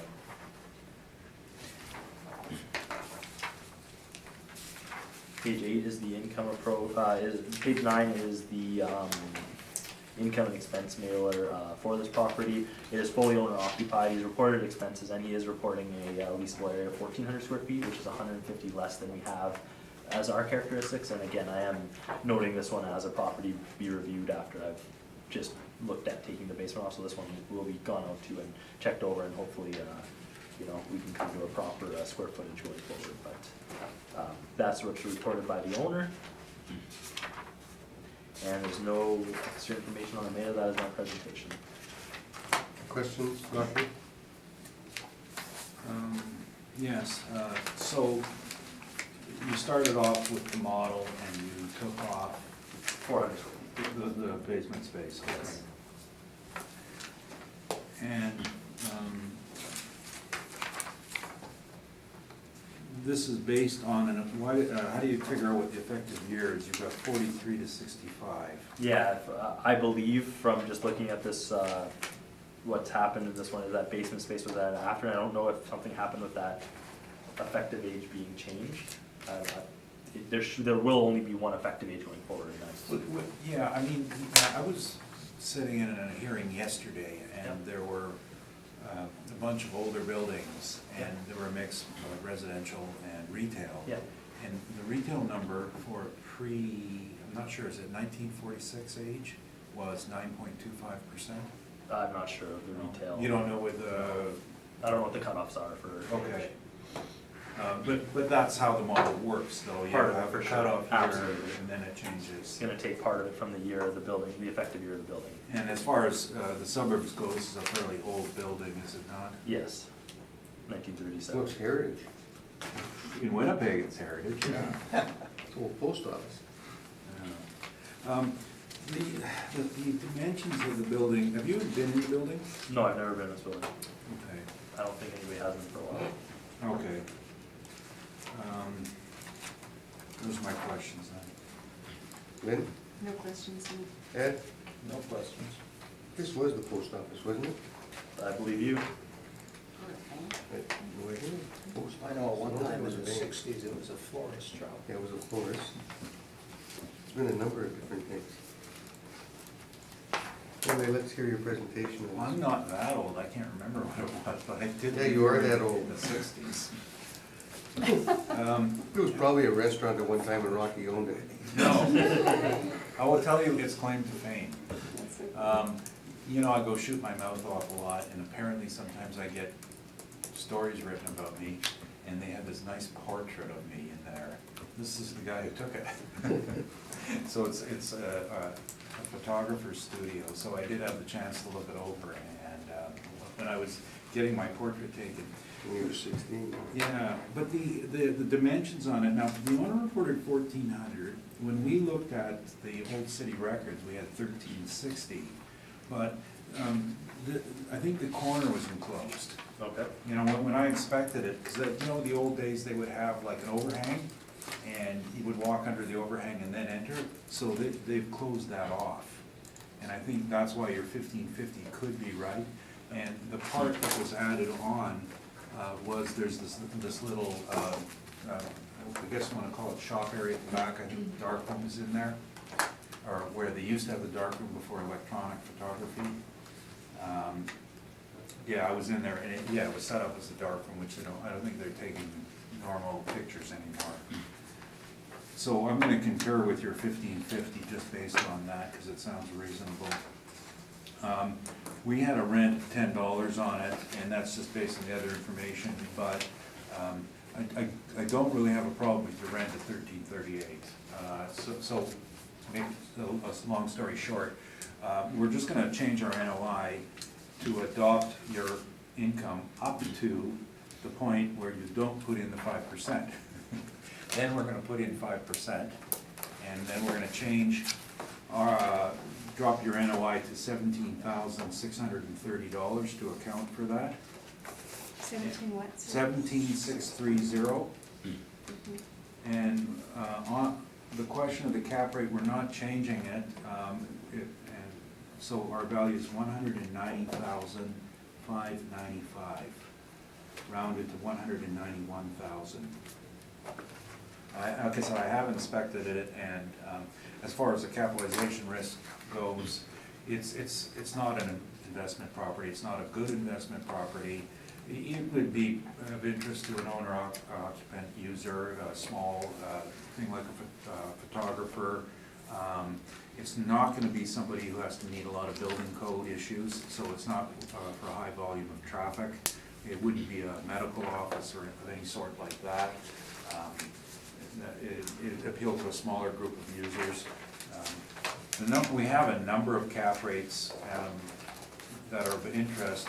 Just page 35 down the street, 1799 Portage, which is a mix of 3 buildings of various ages and various uses, retail, food service, bowling alley in the basement, that capped at 7.96%.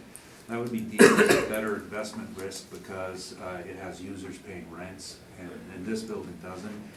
Another one of strange interest, 848 Jubilee, which was an older building with a conversion from office to a retail to a salon, and that capped at 8.04%. That was after conversion, and it's in better condition than the subject. So I'm not trying to knock myself down here, but we have 2 8% rates in there, which are better investment risks.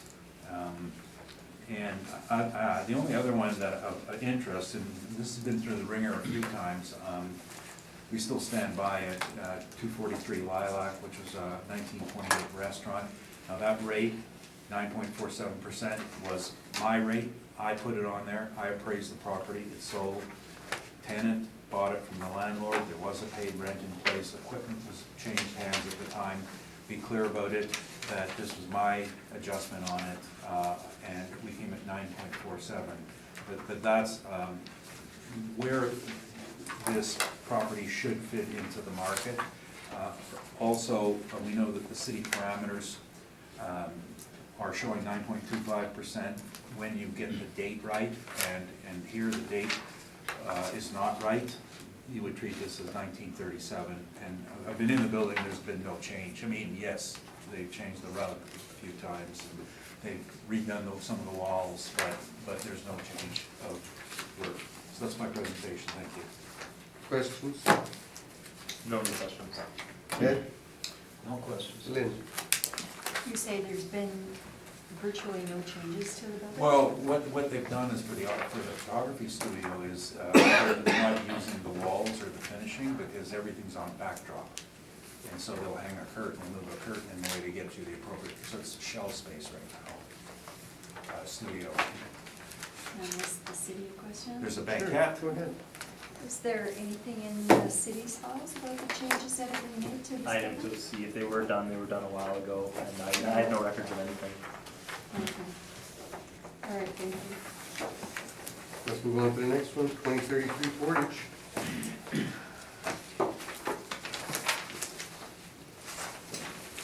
We're at roll number 070516310000. This is 2033 Portage between Overdale and Winchester. You can see exactly where it is on page 2. We have a 2020 assessment of $1,018,000. This is a two-story OFS built in 1971 with an effective date of 1974. We have a gross floor area of 7,754 square feet and a leasable area of 6,852. You can see exactly where it is on page 2 and the street view at the bottom of page 2 as well. So it's complied with our request for information on page 3, and page 4 we have a breakdown of the actual properties premises. We have 8 premises ranging from small units of 177 square feet, the small ones are just a single small office area, up to the 1,700 square feet size units. You can see the total blended rate for this is $11.96. We have our standard OFS parameters on this building, and this property is coming at 7.2% cap rate, and we have the total value of $1,018,000. You can see on page 5, I'm using the same comparables on Portage for this one as well. And as I just said, on page 4, this property is a blended rate of $11.96. Page 6 is the workup, page 7 the caps I've already went over. Page 9 shows the actual reported rent by the owner, the actual expenses, and the total leasable area. We are matching on this one. Page 11, you can see that rent roll, and you can see why those portions are broken up the way we are. There are actually leases in place for those very small ones, so just small portions of the office for lease, and then the other units as well. And you can see they are full gross leases in place. Page 13 going onward is my addenda, and if you have any questions, please let me know. Rocky. Yes, sorry, this was prepared by the model, Yes. and any overrides at all? Not from my understanding. So this reflects 7 individual users, Yes. and OFS, which is suburban, 2-story. This one places in towards the upper end, closer to the 80th percentile. Well, how would that differ from the other ones we've seen today? What would be the difference? The difference with this one? Yeah. I'm not 100% sure why this one is given a 7.2. I'm not sure if like this one, the blended rate of 11.96 is a little lower than everyone going forward, so I'm not sure if this is of poorer quality in the past, but we have the model's giving the 7.2% cap. You had a chance to inspect? I've been in this property, but I haven't, not for this appeal. And what about the rent roll? You had a chance to review that? Review the roll, I did look it over, yes. And I think it might have come out a bit different than the model, did it not? Like NOI wise? Yeah. Yeah, it's the, As full, you have 81,900, and they're saying as full 41,358. for NOIs. Yeah, let me it has just no confirm. vacancy. Yeah, our NOI is at 73. Yeah. Their NOI is reported at 41. And you did state that these were gross. Now, some of these are owner spaces, correct? Okay. Do you know which ones were? No. Any chance? Could Okay. be. Right. And on the rents listed on page 11, did you have any chance of a breakdown? Does it match your breakdown between first and second floor? I thought so, but again, my memory, I could just double check again, 17, 16, 17, 17, 11, 36, 7, 7. Yeah, it's exactly the same. Well, like for example, unit 101 and unit 200, one is on the first floor, 1628 gross, and the second floor is 1118 gross. Oh, for rent? Yeah. Yeah, yeah, I guess. And then it's the different. small units are much higher, they're about Yes. $30 gross. Yeah. Okay.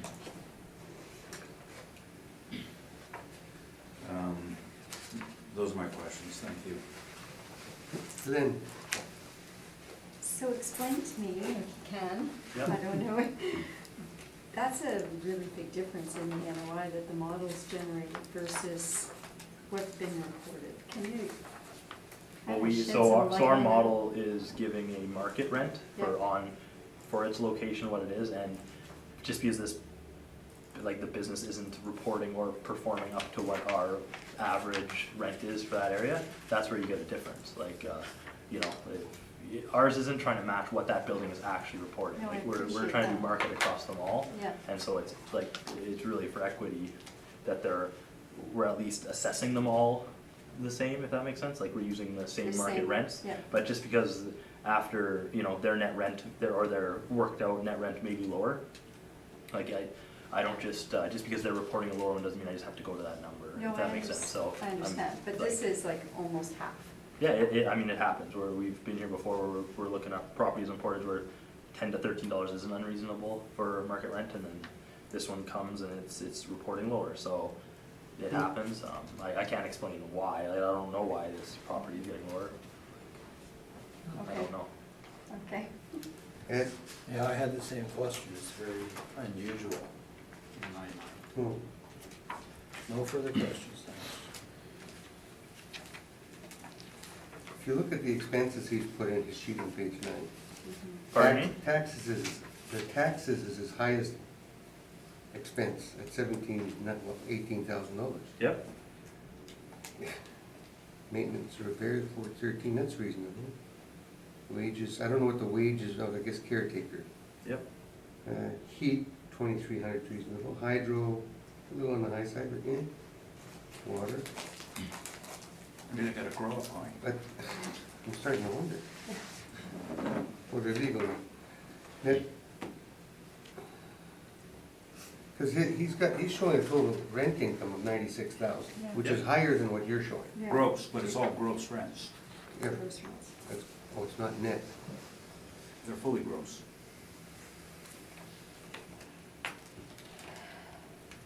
And that's evident from the page. I guess we'll hear that from him. Okay, yeah, okay. 96 is gross. Then you take off, then you end up with the 41. Okay.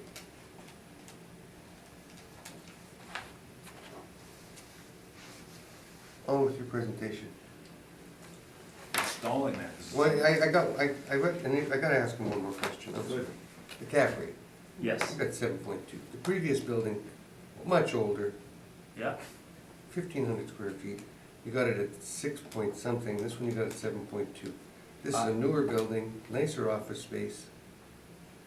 What is your model doing to change Well, this? I can't confirm that there's not an override on this building, if something has happened in the past that there is an issue with this building, or it's being, because the 7.2 does stick out, but I don't have a note saying this is why it's been adjusted, but again, the 7.2 is on the high end for OFS.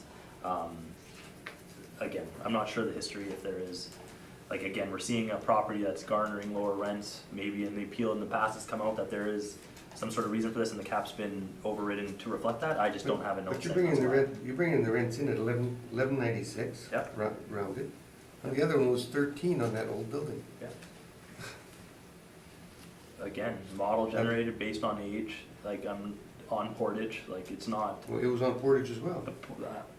again, the rents they seem in line to me for where it's located, what we've seen today so far. The cap is higher than what we've had, I'm saying I don't know if there's been an override, but it's not. There's probably a reason why it's higher than all the other ones. Let's hear about the building, Mr. Newfeld. Okay,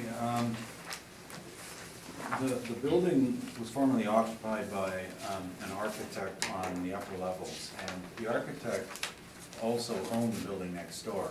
So he joined the buildings, and there was this walkway between them that was a step down to go between the buildings. Now that's since been sealed up, and it is owned by one of the tenants in the building, and that's why we weren't relying on their rent, and that's Unit 100. He's a partner in that firm. Which one is that on the rental? Unit 100? First one. Yes. Now, when we did our workup, the person who did it wasn't aware of that.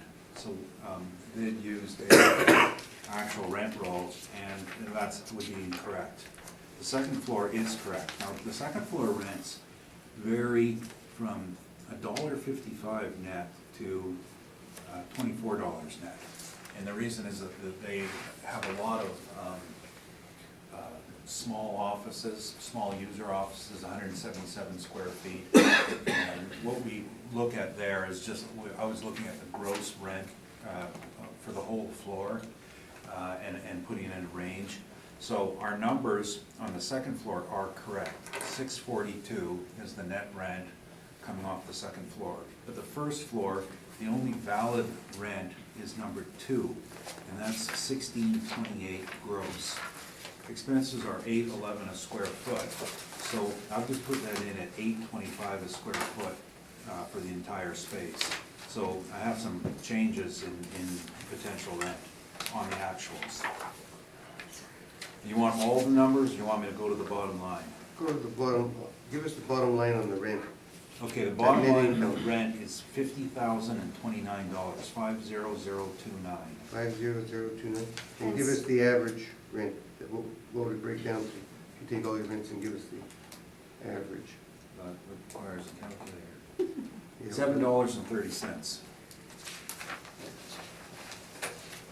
Now, for the reasons. Right. And so we've applied a 5.9% vacancy, which is a suburban office. They were going good that year. And we've taken off 5% for non-recoverables. Now, the non-recoverables on the statement, of course, are much higher, but this is a gross lease. So everything's a non-recoverable. So in that case, you have to use an industry average, which would apply to 5%. For structural, again, 25 cents a foot for issues such as roof replacement. And you know, that nasty hole in the side of the building that they put through to the other side, there's some upkeep required on that to maintain that. Shortfall was calculated, I see 968, but those weren't my numbers. I get $8.11, so I'm sorry, that's high too. It should be 15% lower than that.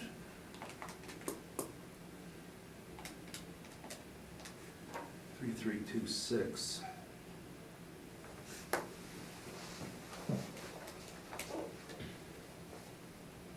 $587. So my NOI is 39,684. 39. 684. I think that the problems with this building have been addressed with the rental rate. Now, the same person has owned it for at least 20 years, I've known them, and they don't operate a charity. No one's getting a free ride. Everybody else in there, they're getting as much rent as they can. It tells you something about this area. Because the problems have been addressed, I'm looking at a cap rate of 8%, which is a value of 496,050 rounded to 496,000. Based on actual performance, adjusting the owner space to the rent of the other units. And at 8%, I've given you a couple of examples earlier, that the strip mall, for example, down the street, that capped at 8%, had 5 or 6 tenants in it. Yes, they were retail. Be what you'd expect for miscellaneous retail, miscellaneous office, the same stretch of Portage Avenue. It is under appeal from last year, and as when you've been doing this as long as some of us have, the dockets are the same every year. I appeal the same properties. Visa puts me on the same all on the same docket, and we get the same people hearing it. And this particular hearing from 2 years ago, as I mentioned from one of the other properties, was provoked a feeling of outrage in me, because people just aren't listening. Those people weren't listening, and I don't want to make you think that I tell stories and criticize people behind their backs, because I told them to their face that They really don't know what they're doing. They can't make up rules and say, well, I think we're gonna apply a 5% cap rate because I need it to make this work. It's not the way the market works. This is another poor investment property in the market. Now, I admit that if you would change the method of valuation to a rate per square foot on the direct comparison, you would get a higher yield. And that is something that some of these miscellaneous retail, miscellaneous office properties should be given some consideration. This should clear 100 to 120 a foot as a sale for an end user. On the income approach, it is coming in lower, and that's because we're mandated to apply the income approach. And it's the same with many of the properties. A benchmark number for garbage buildings, no, below market quality buildings like this, they will achieve $100 to $120 a foot. But that requires a change in the model. And then when we start doing that, then it'll be the debate you're gonna hear. You think the income approach is bad? Well, wait till you see direct comparison approach adjustments. They're crazy. We've been doing this for many, many years, and when we do an appraisal, we would do both approaches, and we'd spend a day and a half figuring the numbers out. That's why I can say with some confidence that I know where this would end up being. Now, $100 a foot is almost $700,000. On the direct comparison approach, I would support that. On the income approach, I can only support $496,000. Well, in that case. What? Like that? Thank you. Questions? No new questions. Why is it a poor investment property? Because there aren't users who'll pay rent for properties like this. The guy who's paying, what is he paying? For the little office space, they're collecting, $300 a month or something from the guy. His alternative is work out of his basement. So that's not sustainable income. They've done the best with what they have, and they're getting the best yield that can be hoped for. So when you say properties like this, I'm not sure what This, that means. non-investment grade properties. So that would be pretty much all of the smaller retail, smaller office buildings located on our major thoroughfares that are older, Portage, Pembina, McPhillips, Main Street, Regent up to La Jabaudier, the old style buildings. There's always a interest in them. Some St. Anne's and St. Mary's at some point on them before they reach St. Patel Center. And they're always going to get $100 a foot easily, because there'll be some user. If this guy goes, maybe a guy selling lawnmowers will say, well, it's not a bad site. And, how can I lose that $100 a foot? I say that because we did that to one site where the guy had a post office, and then it was an office, and then he said, you can sell lawnmowers in here. And he did. Went for $100 a foot. It's the adaptability, because then you can have the budget to put in what you like, and you're not worried too much about the code issues. They'll cost you a few dollars more. So it's a small business use. Say I got fired tomorrow from my job and I wanted to open an appraisal office, I'd look at this at $100 a foot. Thank you. And then we go for coffee next door and walk to the park, and you can come and walk your dog. Ed, do you have any questions? What's being appealed on this one from last assessment? $964,000, and the decision was no change from the previous. I think they were giving Jan a going away present, I don't know. Thank you, no questions. We were looking for $546,000 based on an NOI of 46,417. Thank you. Well, I gotta agree that I could imagine the uproar and direct cost approach, but we've done it before, haven't we, on some? Direct comparison? Because we've turned around and said, we've gotta go to land value on some of these Well, yeah, buildings. when the income approach no longer shows the highest and best use, because then it's a tear down. But at what point do we say the income approach no longer meets that need? I mean, Well, it has to be, people will accuse it of being a subjective approach. Well, you needed that approach because it works for you, right? And I'm going the opposite way. I would need the approach to show a higher value. But it's open to abuse by people cherry picking the approach they'd like to use. The land value on this, I mean, 8,000 feet, I don't know what you're gonna get for this. I've seen some sales at 30, 40 bucks a foot for some infill development on Portage there. That doesn't do any good here.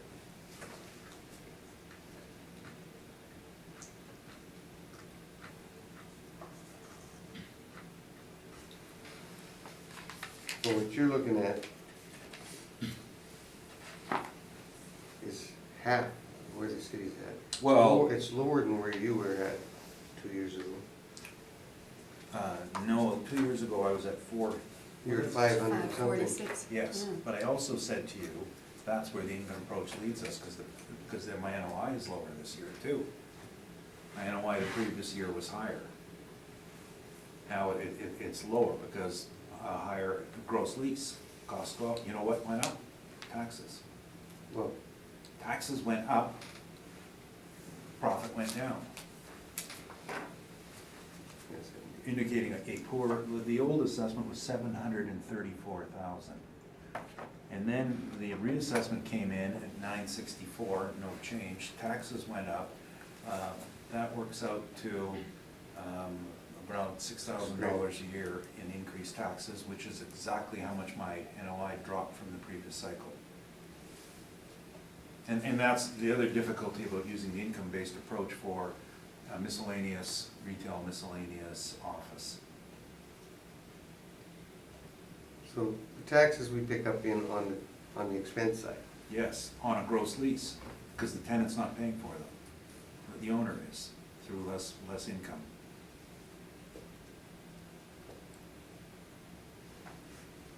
Leave it with us. Hmm? Yeah, we can take a little break. Let's call the meeting back to order. Oh my God. I just want to read my glasses, I don't know where to get on there. 1066 Dublin. Thank you, Mr. Chair. Roll number 0701003400. We're looking at 1666 Dublin Avenue. This is on the corner of Boardroom and Dublin. We have a 2020 assessment at $1,611,000. This is a two-story OFS, built in 1964 with an effective year of 1983. We have a gross floor area of 12,225 and a leasable area of 12,225. You can see on page 2 the two-story business with the parking, corner of Boardroom and Dublin. And more another picture on page 3. Page 4, request for information, always complied with. We had a sale December 23rd, 2015 for $1.535 million, registered under land titles. The current owner bought it, and we have this assessed using on page 5 this time, a $8,150 for the top two stories at $13.18, and we have 4,000 square feet approximately of substandard basement at $3.49. This works out to a blended rate of $9.95. We have our standard OFS parameters going all the way down, cap rate of 6.7% on this one with the estimated value of $1,611,000. Page 6, I'm using the same comparables as I used for the portage parties, but I've included some directly across the street. Comparables 6 to comparables 10 is 1330 Border, which is, if you look at the pictures, the one-story office is right across the street.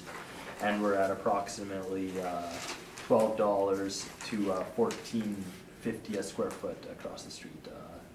Built in 1979, and our subject was built in 1964 with an effective year of 1983.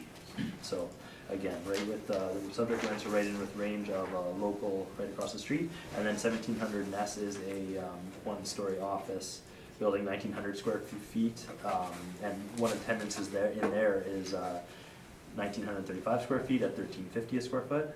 And then 585 Century, comparable number 12, was built 1959, 10-year lease for 9,000 square feet, and it's at 1250 a square foot. Page 7 is just our income approach workup. Page 8 is our same cap sheet, we've had all night. If you go to page 10, you see the reported income for this property, for the tenant, the management fee If you see they are recovering general administrative recoverings, this is the exact same as their insurance, so they're recovering the insurance. There's a small professional fees and hydro cost related to the hydro cost is related to the billboard they have. That's for the, you can see there's income for that billboard as well. And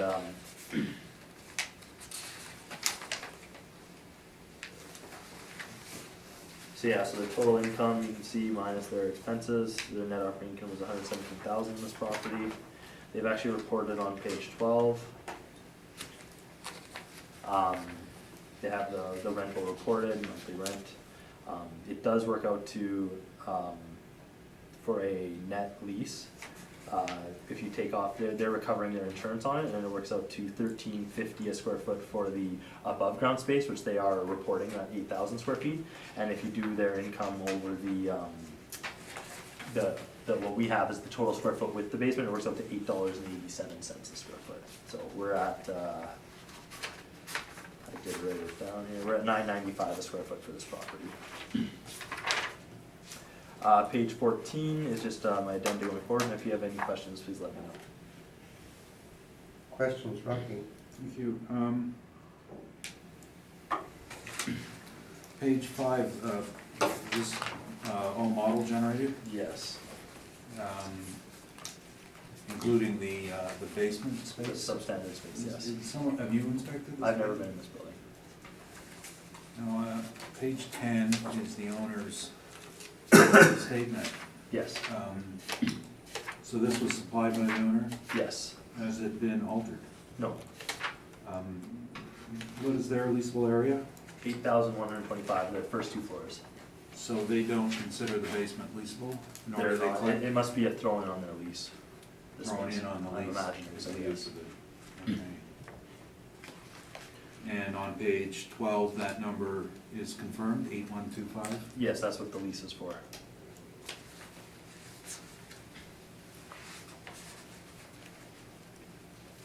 And in addition to that, they have billboard income, which they haven't, you haven't assessed for, is that correct? Do we assess for it? No, but you haven't assessed for it. No, we don't assess it, no, we're not.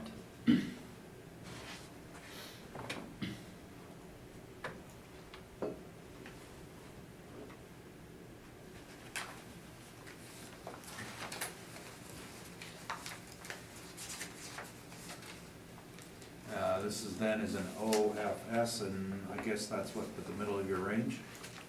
The middle of our range? Yes. For the cap? Yes, I'm sorry, for the cap. Yeah, it seems to be. And how did it get from 1964 year built to 1983 effective year? I'm assuming there was some sort of renovation that increased the effective year, So you're assuming, but you don't know? but I don't know. Okay. Those are my questions, thank you.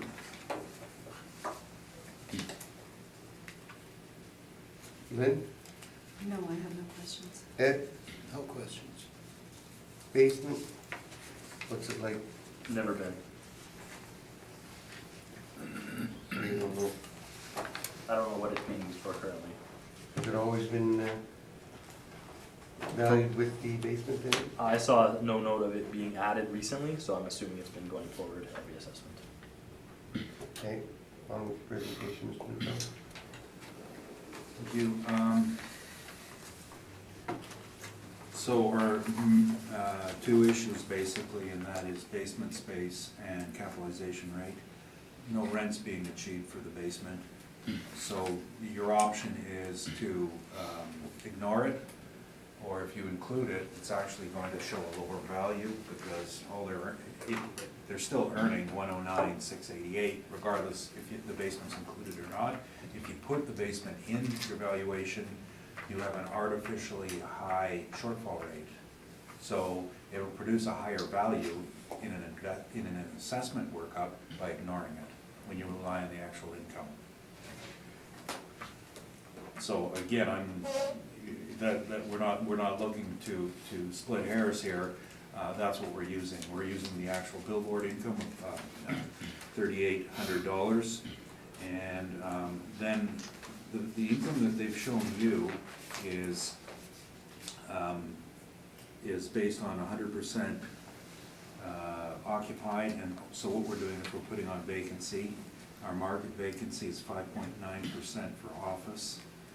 In this case, this is one of the true properties where the recoverables are very, very low. However, note that line 202 is missing. So they haven't considered their own costs for property management. However, line 110 recovers for it. So there is an error in this statement in that they expensed it, or sorry, they income recovered it, but they forgot to expense side it. Rather a low rate, but that's what it is. So as a result, the only non-recoverable is the $272 for professional fees. So that's all we put in. It's trying to stick with the actuals. Our calculation in the structural reserve is, again, 25 cents a foot. And shortfall, we have estimated at $849, and that's the actual taxes, estimated utilities, estimated repair and maintenance. In this case, the tax is rather high, which would indicate a higher shortfall rate, actually. And if you remember, the mailer, the rebuttal information I did show previously on the management expense, calculation of an actual shortfall is what the assessment department will do on site-specific valuation. We're dealing with mass appraisal. I'm being site-specific.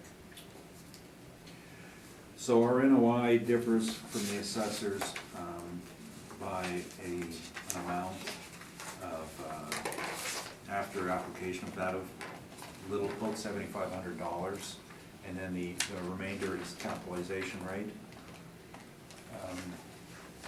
The negatives on this is an office located in an industrial neighborhood, low demand, not a good location, and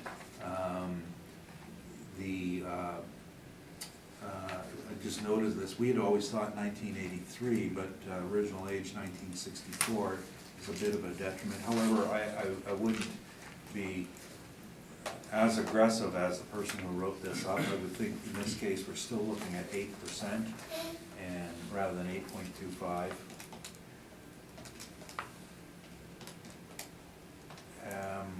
And the value is $1,255,238. Rounded to $1,255,000. Last year's assessment was not appealed because our assessor,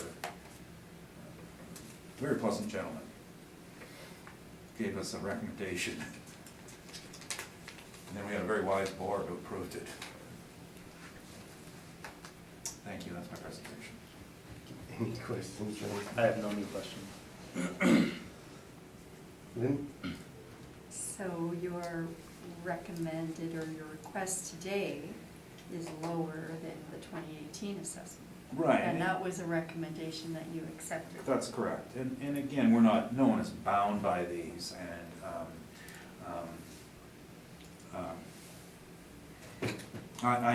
honestly, I haven't even looked at this site, at this workup, but I think we're struck by the nature of the income approach on this. We have actual income. That's not getting better.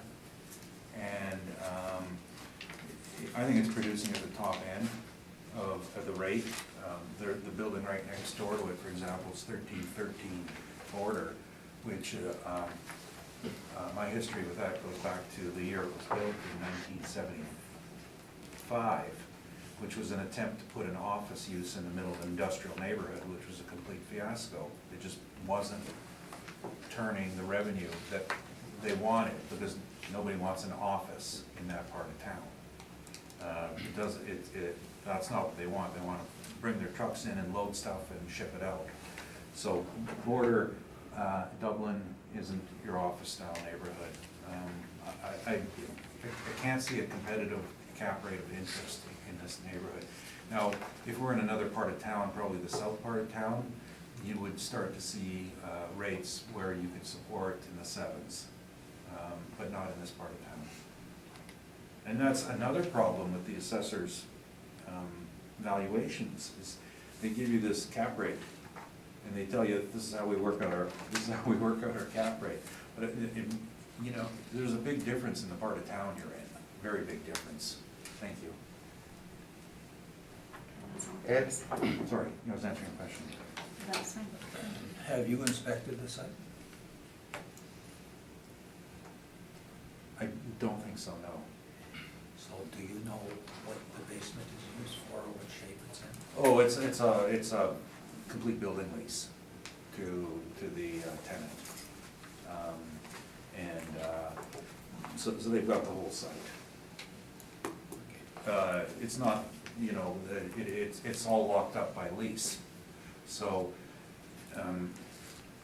you know, alternatively, your shortfall would be, like on the assessor's workup, if you accepted it, you still go to the paid rent, and his shortfall changes from 4707 to $7,000. Because you got more space to put it on. And I don't agree with that approach. Because it's accessory space,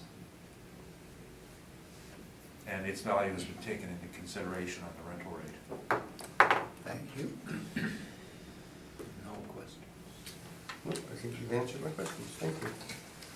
On to the next property. The next property will be 434 Archibald. What is that in about?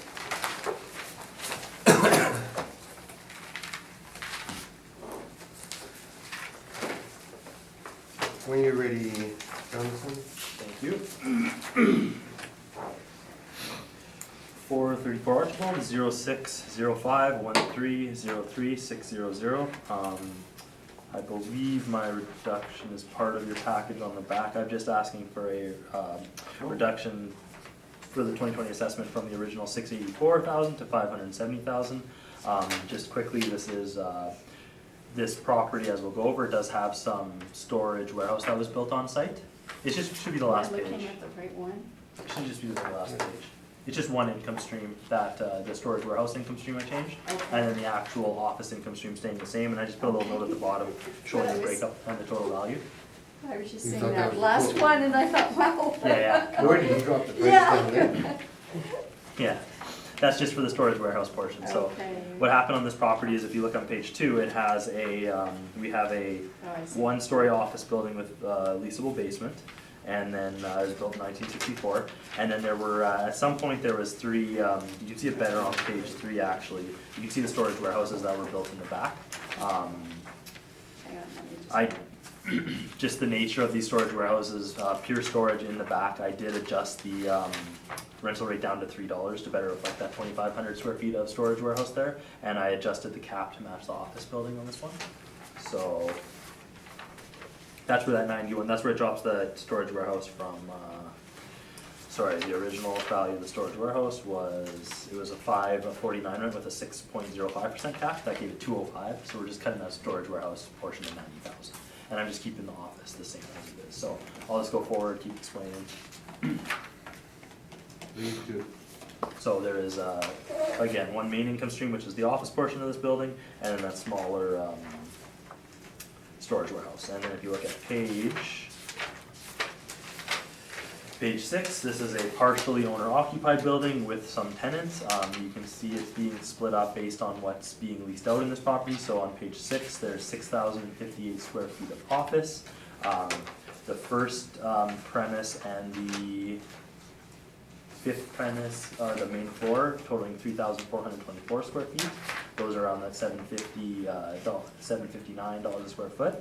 We have the and then we have two of the premises as owner ones. I'll show you, it shows it better on the actual rent roll, but the total blended rate for the main floor and the basement is $6.56 for this property on Archibald.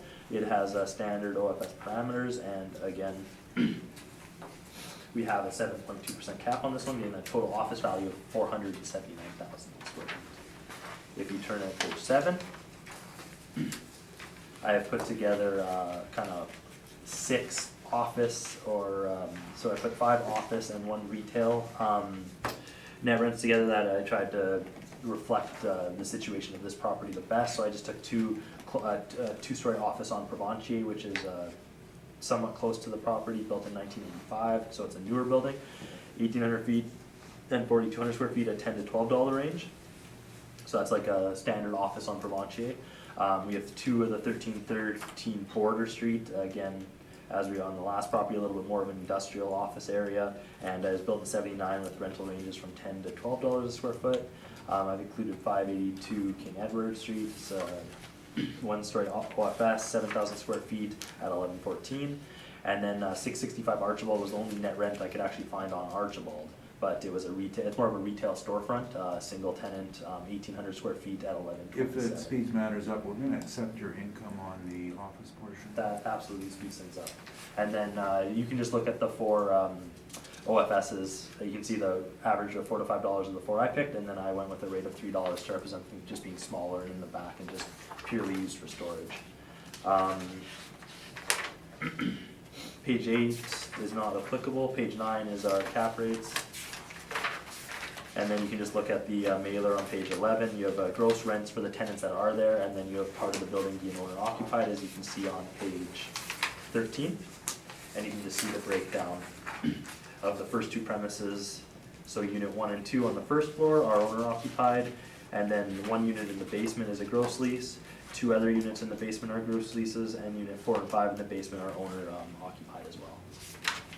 And that is my presentation if you have any questions. So your total now comes into 569,000?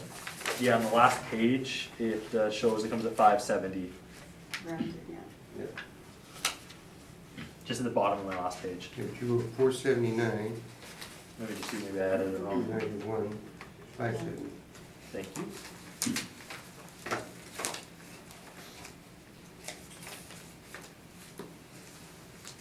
Questions, Rocky?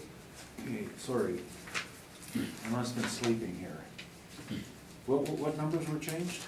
I just, the storage warehouse income stream, Right. I changed the $5 and whatever rent to $3, and I matched the 7.2% cap on the office building So, okay.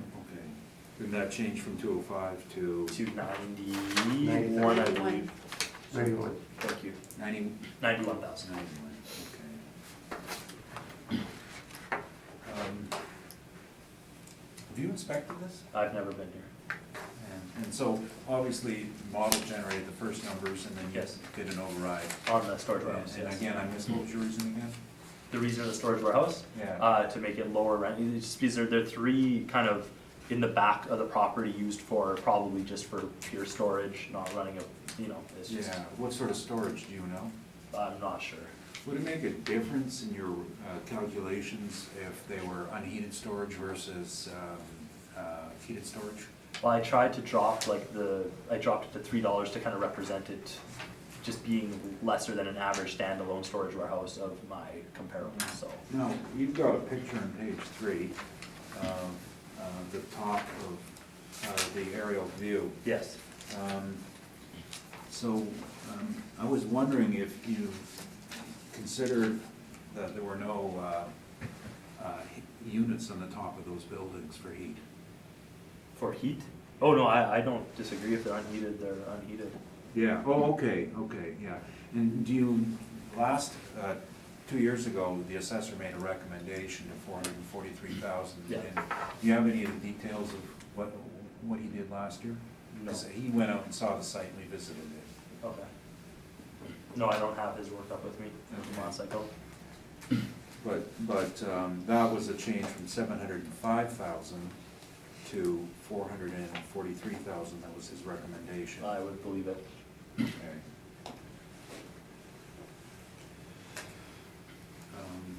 Those are my questions then, thank you. Ed? Oh, I'm sorry. That's okay. No good, Ed. Yes. No questions. Lynn? See, I haven't been forgetting you tonight because you sit next to me. I know. Forgot about me last night. Again, basement on the unit. What's the basement? It's, from my understanding, it's being leased out. I'm not sure if it's just pure office space, but it's had gross lease tenants in it.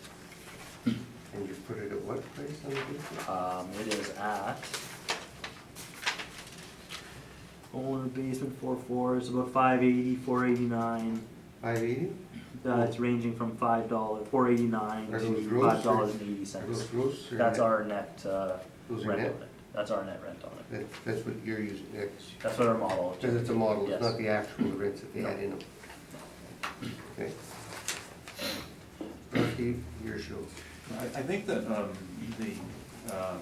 the rents on this property have been factored in at some point in the past, that there have been, like when this first came out, the model rents were crazy, and I know you've done some internal adjustments. Yeah. And I think the person who prepared our brief wasn't aware that there was no real issues with them. Okay. So we agree with the rent you put in. We do, only disagreement is the management fee, which we've deducted from the NOI. Nothing really wrong with the rest of the NOI. So what we've done on that side was to take your 34,518 and adjust it by 5% for non-recoverables to 32,638. We've kept our cap at 8.5%, so our office portion comes to 383,976. 383. 976. Rounded to 384. Not yet, because this is Oh, gonna be. right, you gotta do the other. Oh, that's gonna be really clever. The additional pieces in the back, which, again, we didn't get this in the brief, but I'm well aware of them, we've been through them. And they're all unheated storage except for, who's got the best picture? The assessor's got the best picture. Page 3 of the assessor's picture, you can see that one of the back units has an awning, and this is the foreman's office. So there's a heated area with a space heater that extends back about half the distance of the eave. So it's roughly 20 by 10, so 200 square feet of heated space heater, electric space heater for the foreman. And the rest is all unheated storage. And they're gateway construction. They don't need heated storage. They're not doing anything requiring keeping things warm.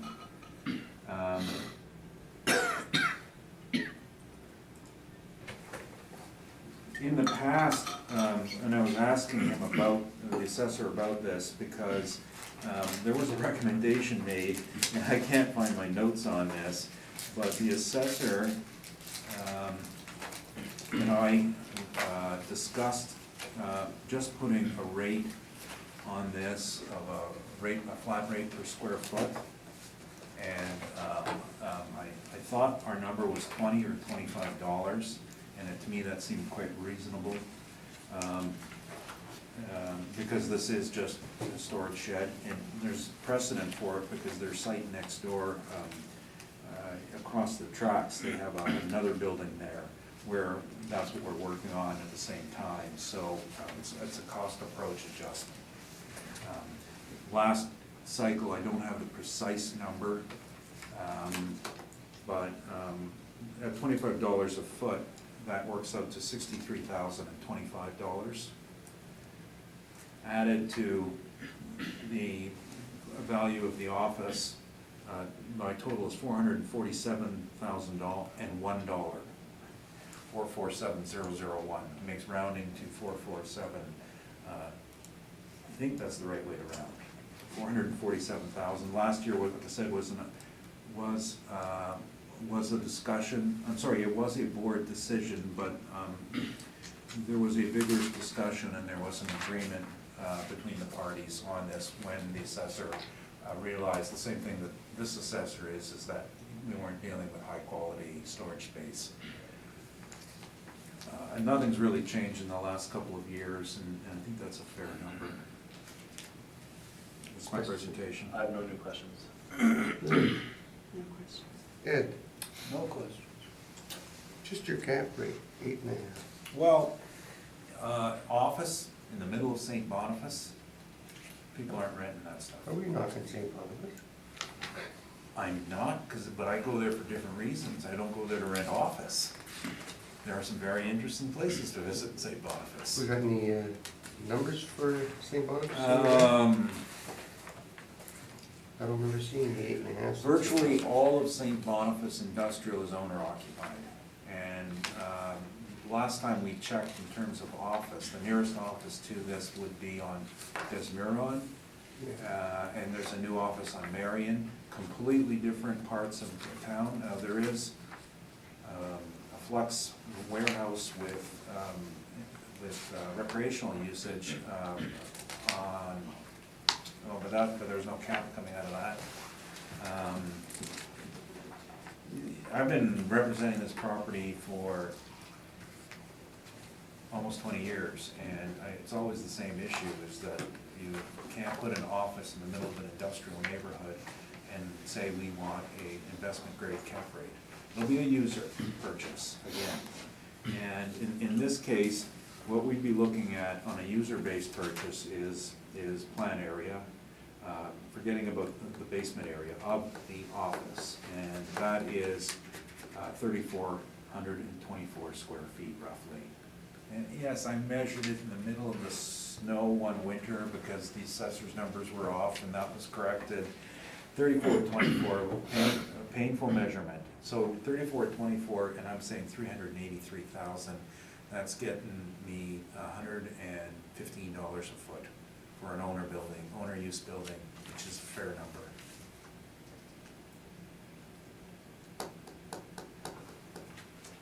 Okay, leave it with us. Oh, well, sorry, just a couple of factors I should mention, because Go ahead. page 2, the curve on Archibald is, that's where two rail lines intersected. One of them's been decommissioned, but it's not a great location, and I think this will give you an idea of what occurs in this part of St. Boniface. There's nothing pretty here. The other rail line is active.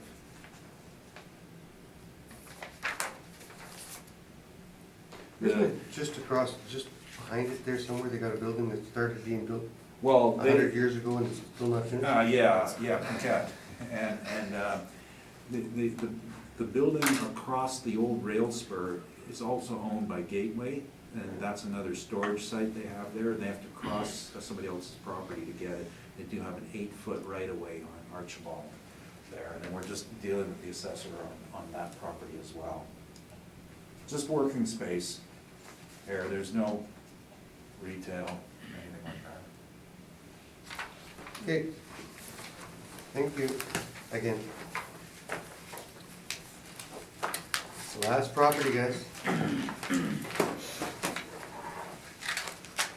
We're looking at roll number 010034302005 Roblin Boulevard. We have a 2020 value of $551,000. This was originally a house built in 1950.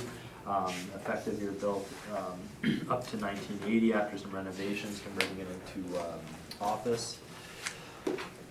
We have a gross floor area of 2,606 square feet and a leasable area of 2,606 square feet.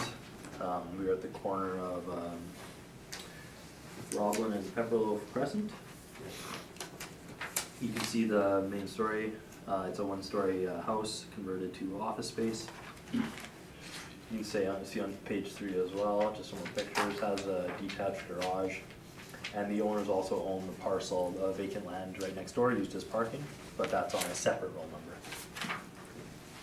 The roll number we're looking at today is just for the actual conversion. The subject was bought in 2012 for $400,000, and that included the parking lot as well, so keep that in mind. Our model's giving this a main floor value on page 5, 1,570 square feet at $14.84. And then we have the model basement 1,000 square feet as basement leasable at $11.31. That works out to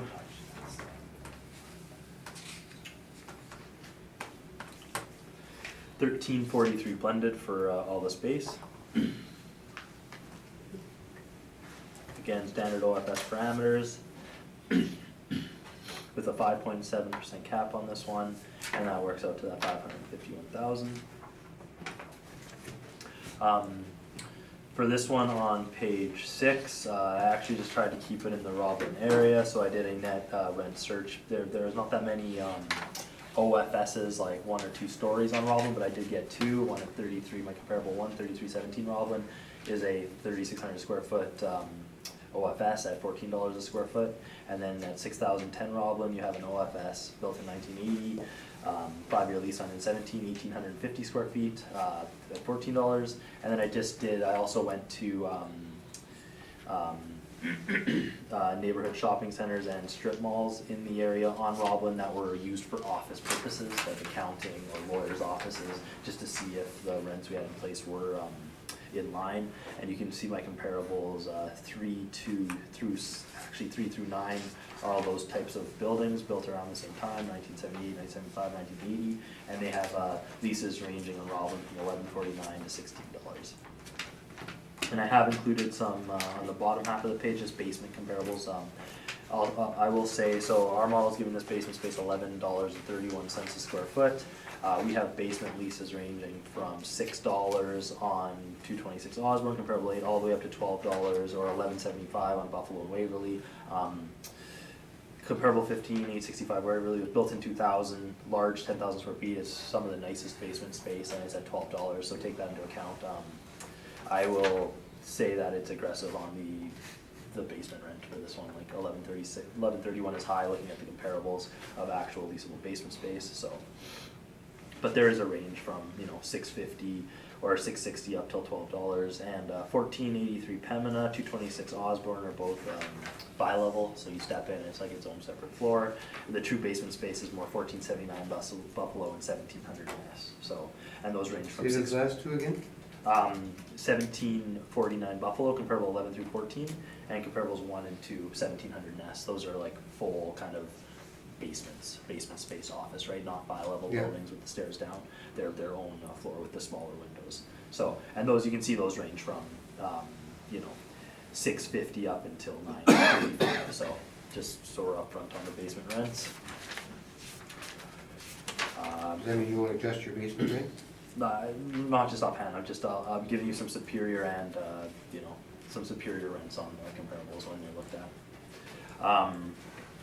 The owner has filled out the expenses as it's fully owner occupied. And there's no rent in place. If you have any questions on this one, please let me know. Rocky?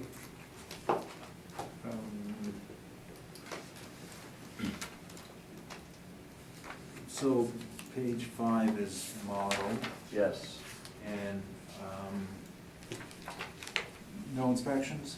I've never been to this property. So how did one determine that the basement was such a good quality? Do you know, did It's someone come along and find When something? the conversion, when the building was updated to the 1980 from when it was changed to a house to an office, I'm not exactly sure when, but that basement space was put in as basement leasable, which garners a rent of $11.31 on the model for 1,000 square foot basement with an effective year of 1980.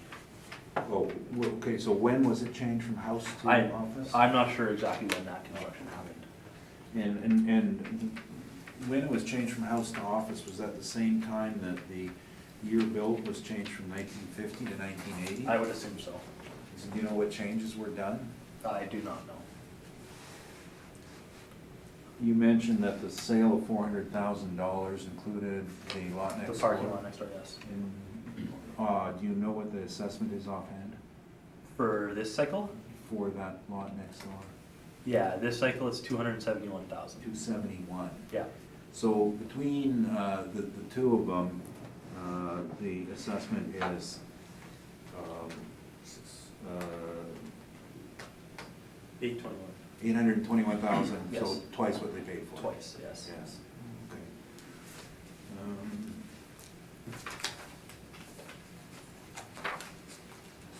Just one last thing I just want to check. Okay, thank you. Those are my questions. Lynn? And you have a 5.7 cap on this? Model generated cap rate, yes. And can you explain why that cap? Same as before, 1980 built, model generated a small size, gives it a lower rent, gives it a lower cap. Okay, so I'm looking at office, it would be a suburban what, or is it OFS. even? It's oh, OFS, yeah. OFS, so it's.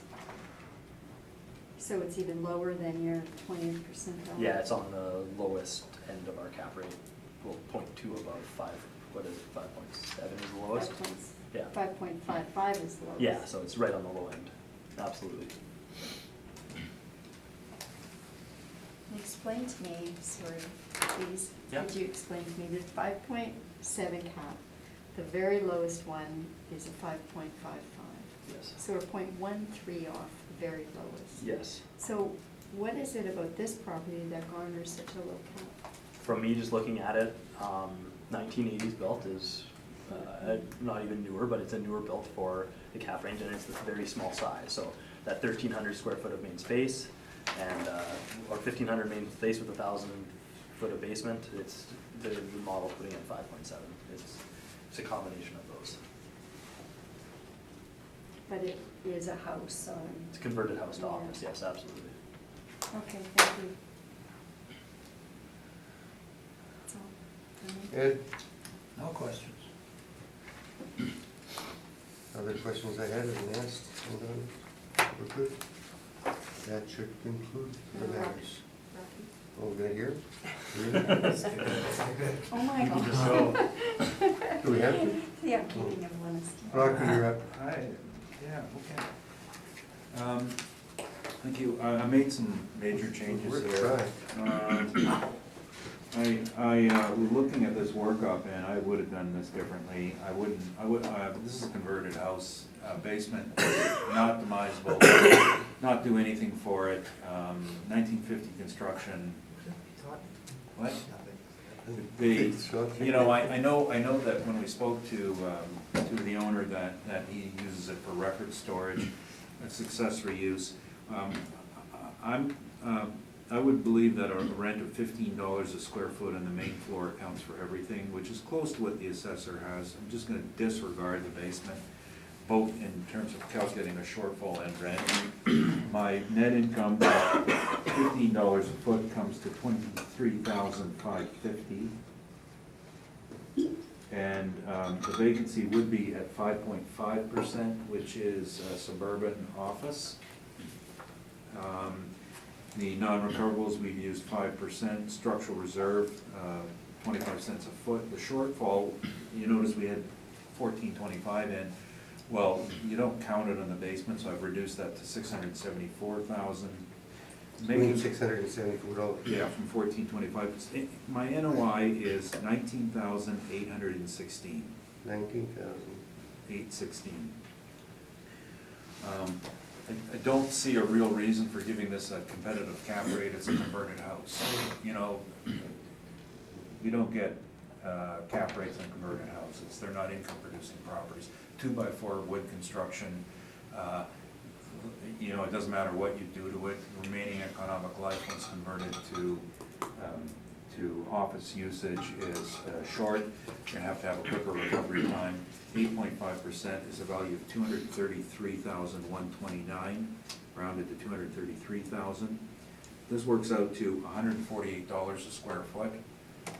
As a house, potentially not located directly on Roblin Boulevard, it would sell for more than that. Not on Roblin Boulevard. Now, the two properties combined sold for $400,000 recently. We did speak to the owner about that sale, and we're satisfied that it's a good indication of market value. And as far as whether it changed over that time, you can argue it did or it didn't. But $233,000 is our value. We have appealed a lot. We'll be seeking a value probably in the neighborhood, a total value of about $450 on the whole thing, which, if you bear in mind a house on a double-sized lot, is a pretty good number. 450 at that then becomes $286 a foot on a large-sized lot. That will get you a house in Charleswood. This one happens to be a commercial use, which I think it's the location more than anything. Now, there's one last thing I was going to point out, and anyone who has dealt with planning issues would recognize page 2, Roblin Boulevard, and and the concept of control strips. Now, they're not shown on this map because this map are the assessment parcels. The blue lines are assessment parcels. And you'll notice where our red dot is, then there's a lot next door. And then immediately to the west of that, there's another lot. For some strange reason, that extends all the way to Roblin Boulevard, but our lots do not. That's a control strip. Now, I don't know if it was the county or the planner or, Charles did things differently. All along Roblin Boulevard, there are control strips owned by the city. So no one actually owns, except for that one guy next to our subject, owns the land going to Roblin. It's a way of controlling access to Roblin. And you'll note that the development across the street has absolutely no access to it because of the control strip. Now, in that case, the control strip would be shown as the end of the blue line going to the edge of the greenery. That's the control strip. I don't know if I have a version of the plot, the survey plan that I had done in the past. An interesting aside, but we are looking for a total value of $450, which quite fairly represents $286 a square foot for a converted house on a double-sized lot. $233 at this point in time is our number we penciled in for the house. Don't care what happens today in terms of whether, if you say 300,000, then I'm gonna go for 150 on the lot. If you say 200,000, I'm gonna say we'll settle at 271 on the lot. You're gonna steer me to whatever we go on the lot. If you do nothing, then I guess we appeal everything. But I wanna be straight up front. 450 is the target number for both. And perfect yardstick of measurement, again, cost per square foot. Thank you. I have no questions. No question? Ed? Well, sir, first of all, your control strips, if I look at the photograph, it doesn't look like that's a very effective control strip. There's driveways. Because the politician drew it, that's why. Well, you're right. I agree with that point. Careful now. But take a look though at the photos. There is something that bears paying attention to on the control strip. 5204 does not have access on Roblin. Where's that? Where's that? Our subject, Oh, yeah. page 2, That's right. right? Well, So they do in this, they do through their other parking lot. correct, and that's why it can't be marketed separately. Yeah, but the garage is in the back of the house on the side street. Yes, but that's the whole point. They have to go together. That's what I'm saying. And does it look like the other neighbor is also accessing his house No. through your driveway? When we talked to them about it, they said historically they've just had this area that's set up this way. You can't see in the pictures, a bad time of year, what's driveway and what's grassed. Most of theirs is parking area and the neighbor's extended to it, but he's got his own approach on Roblin. You see that? He doesn't share it. Okay. Same with the neighbor one more over and the neighbor one more over. Mhm. But then the one at the left side in the corner has no access to Roblin, and they have to take it from the side street. The one across the Pepperloaf is under development, and then there's the strip mall has its access. It's fascinating when you see the survey plots on all of these, and how the control strip has been put into. One of the many neighborhoods I grew up in, I lived in Dieppe, and on the north side of Roblin were nothing but the big lots. And when they enacted the control strips, that means that no one else got an approach, even if they subdivided their property. It was one of the motivations behind it. They didn't want traffic entering and exiting wherever they wanted to on Roblin. Especially close to intersections. Yeah, and so they extended these control strips predominantly on the north side, but then the south side, you can see it's there as well. Okay. Next question. The property is zoned commercial, C1, Yes, and And does that include the other lot as well?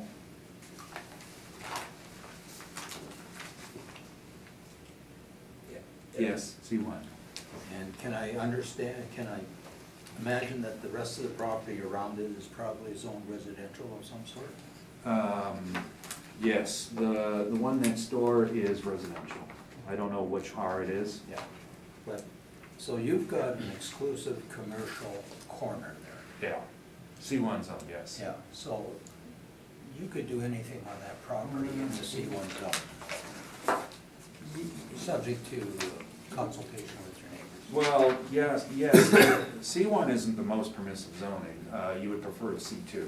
C1's got restrictions on use. Yeah, but you've got conditional uses, No, but on all page- sorts of other things you could use in the Conditional means the neighbors have to approve. Yeah. In this day and age, that's, never take that for granted, but we have included the zoning on pages 11 and 12, and I'm just looking for office use here. Office is permitted use with a site-specific standard, Where are you looking at? page 13. Page 13. Yeah. So there's a use-specific standard in there, and I don't have that specific standard, but it could be a size restriction or something of the sort. Whereas if you look over in C2, C3, it's all permitted. And take a look at that whole principal use table on page 13, and notice that C1, go all the way down, blank, not permitted, whereas C2, permitted or conditional. Body modification establishment, can't do a mortuary. No, those are, can't do a supermarket. Let's look at the good ones, no billboards, no auto service, no car washes, no drinking establishments. That's because you're surrounded by residential. Right, and that's what C1 was intended to do, is to have a A neighborhood, more gentle. yeah. And now, the other site-specific issue we have to deal with on any C abutting an R zone is listed on page 7.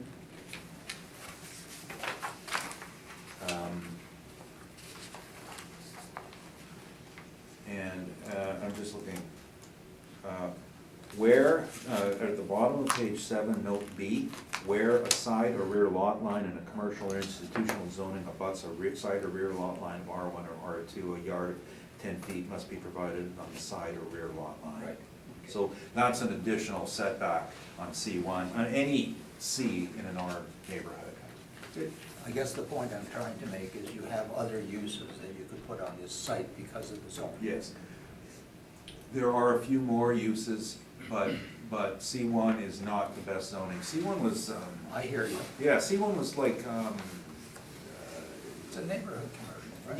yeah, where you used to have every street corner had a little grocery store to go to, and that's its design, and now, but C2 is where you want to be.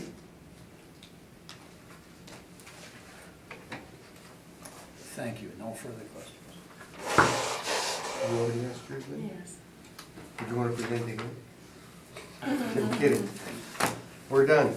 I was ready to quit before that. Did you want to wait before we, Hmm?